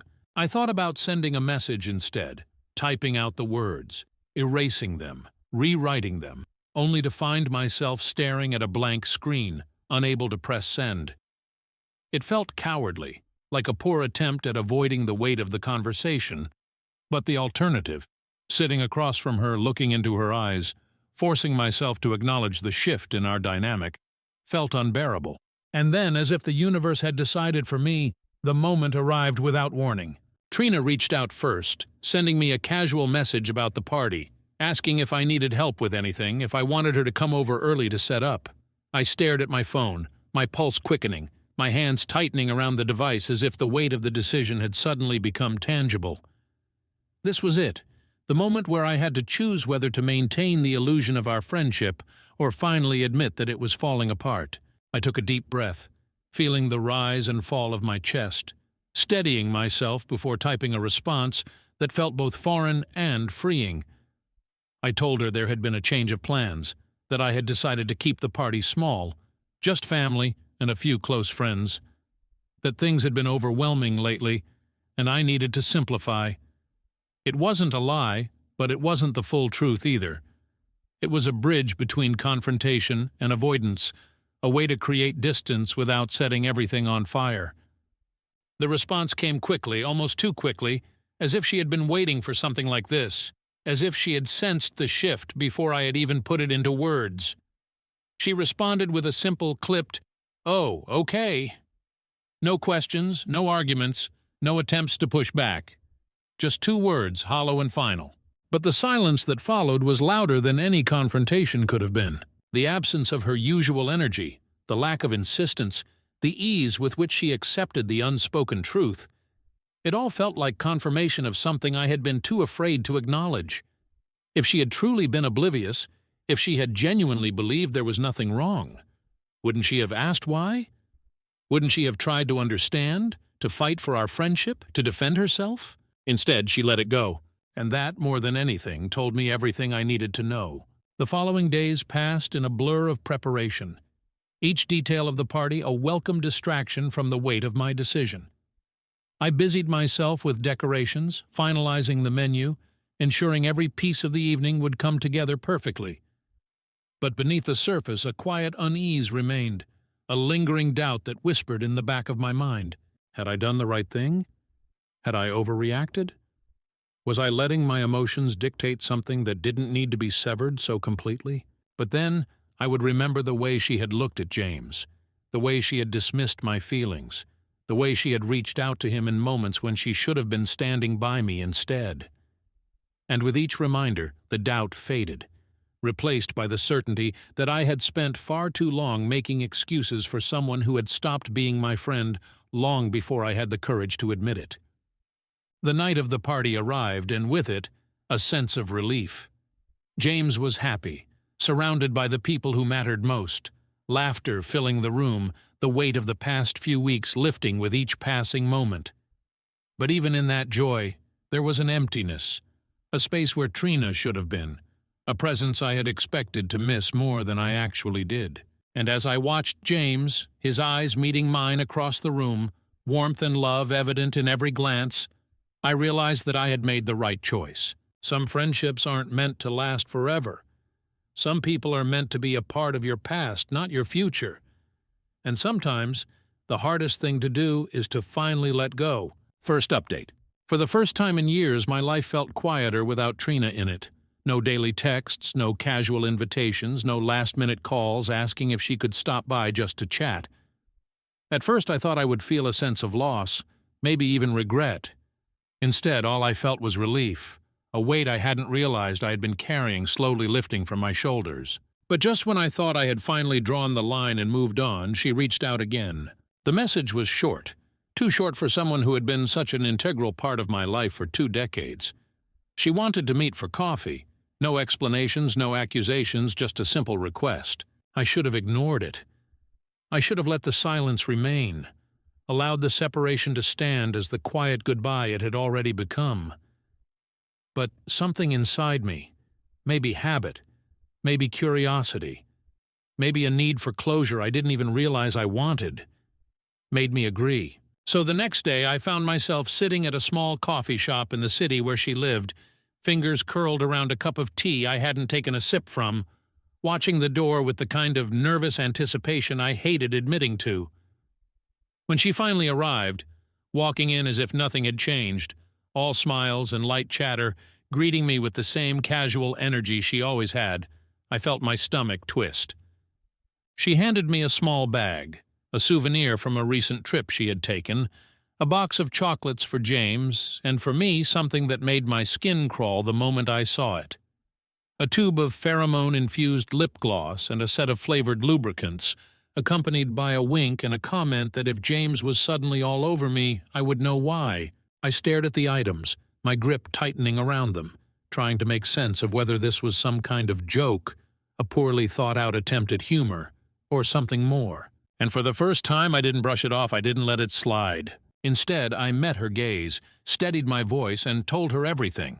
The way she had been making me feel, the way her actions had crossed boundaries she had no right to cross, the way her presence around James had shifted from friendly to predatory in a way I could no longer ignore. I laid it all out, every observation, every moment that had made my stomach twist with discomfort, every boundary she had overstepped without hesitation. And then I watched her reaction. She didn't deny it, not really. The first thing she asked wasn't why I felt that way, or how she had hurt me. It was whether James had blocked her because I had forced him to. There was no concern for our friendship, no sadness, no regret. Just frustration that her access to him had been cut off. When I told her James had made that decision on his own, she scoffed, shaking her head, telling me I was insecure, that if I truly trusted him, I wouldn't be so threatened by her. But that was the thing, I did trust James, I trusted him completely. It was her I didn't trust. And as she sat there, scrambling to defend herself, throwing out thinly veiled insults about my self-worth, about my ability to hold on to my own husband, about how she had only ever been helping by pointing out his flaws, I felt something settle deep in my chest. I was done. For years I had let things slide. I had ignored the small red flags, the dismissive remarks, the way she always managed to center herself in my life in ways I had never invited her to. But now, staring at the person she had become, or maybe had always been, I saw her for what she was. Not a friend, not even a loss, just someone I no longer needed. So I stood up, leaving the ridiculous gifts on the table, meeting her gaze one last time as I told her, with more certainty than I had ever spoken with before, that we were done.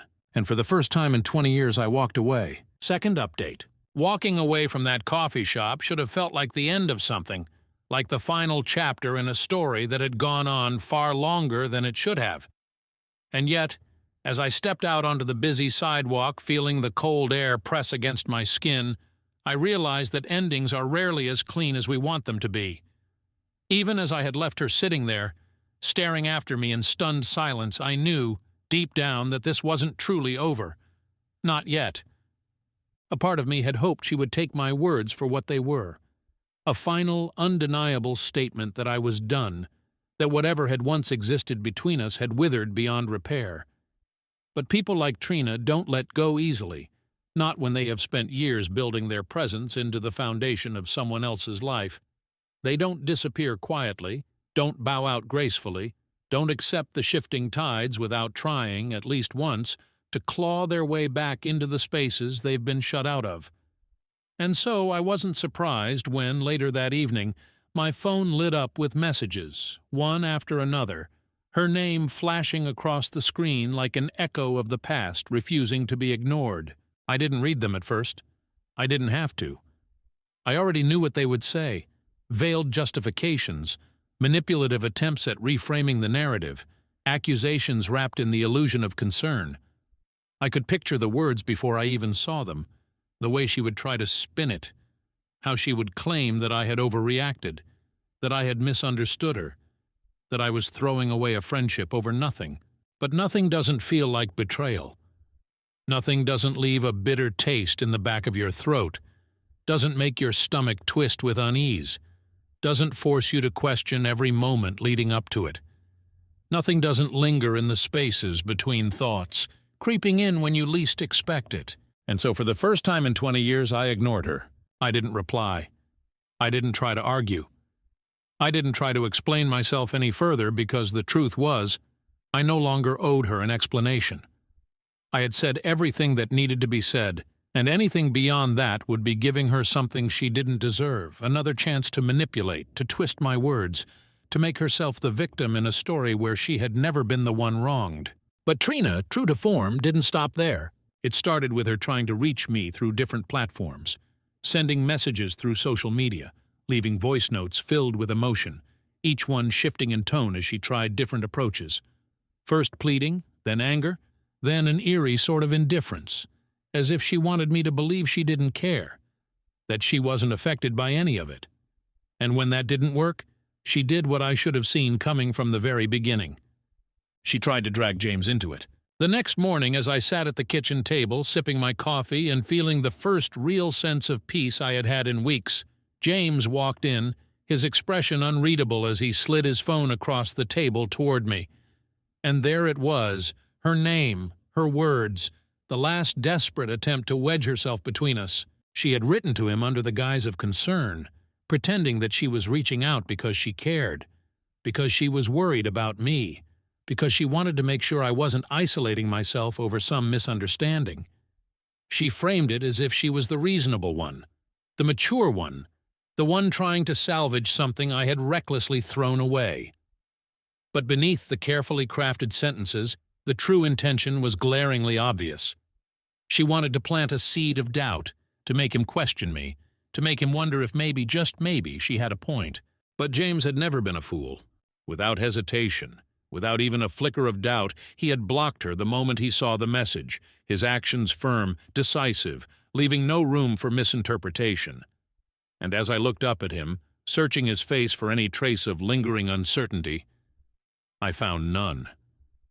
There was only clarity, only certainty, only the unwavering knowledge that he had never once been tempted by whatever game she had been playing. And in that moment I knew, without a shadow of a doubt, that I had never had to worry about him. Trina had lost, not just in the way she had failed to insert herself between us, but in a much deeper, much sadder way. She had lost the illusion she had built for herself, the quiet fantasy that had driven her actions, the belief that she could rewrite reality to suit her own desires. And with that loss came the finality I had been waiting for, the realization that no matter how much she clawed at the past, no matter how many ways she tried to twist the story, she was no longer a part of my world. She was gone. The party came and went without her, and for the first time in as long as I could remember, I wasn't walking on eggshells, wasn't feeling the weight of her presence lingering in the background. The air was lighter, the laughter louder, the night filled with the warmth of people who genuinely cared, who brought love into my life instead of toxicity disguised as friendship. And as I stood beside James, watching him smile, watching the people around us celebrate him without any of the underlying tension that had plagued me for weeks, I realized that I had done more than just cut ties with someone who had been hurting me. I had reclaimed my peace, and no matter what, I wasn't going to let anyone take that away from me again.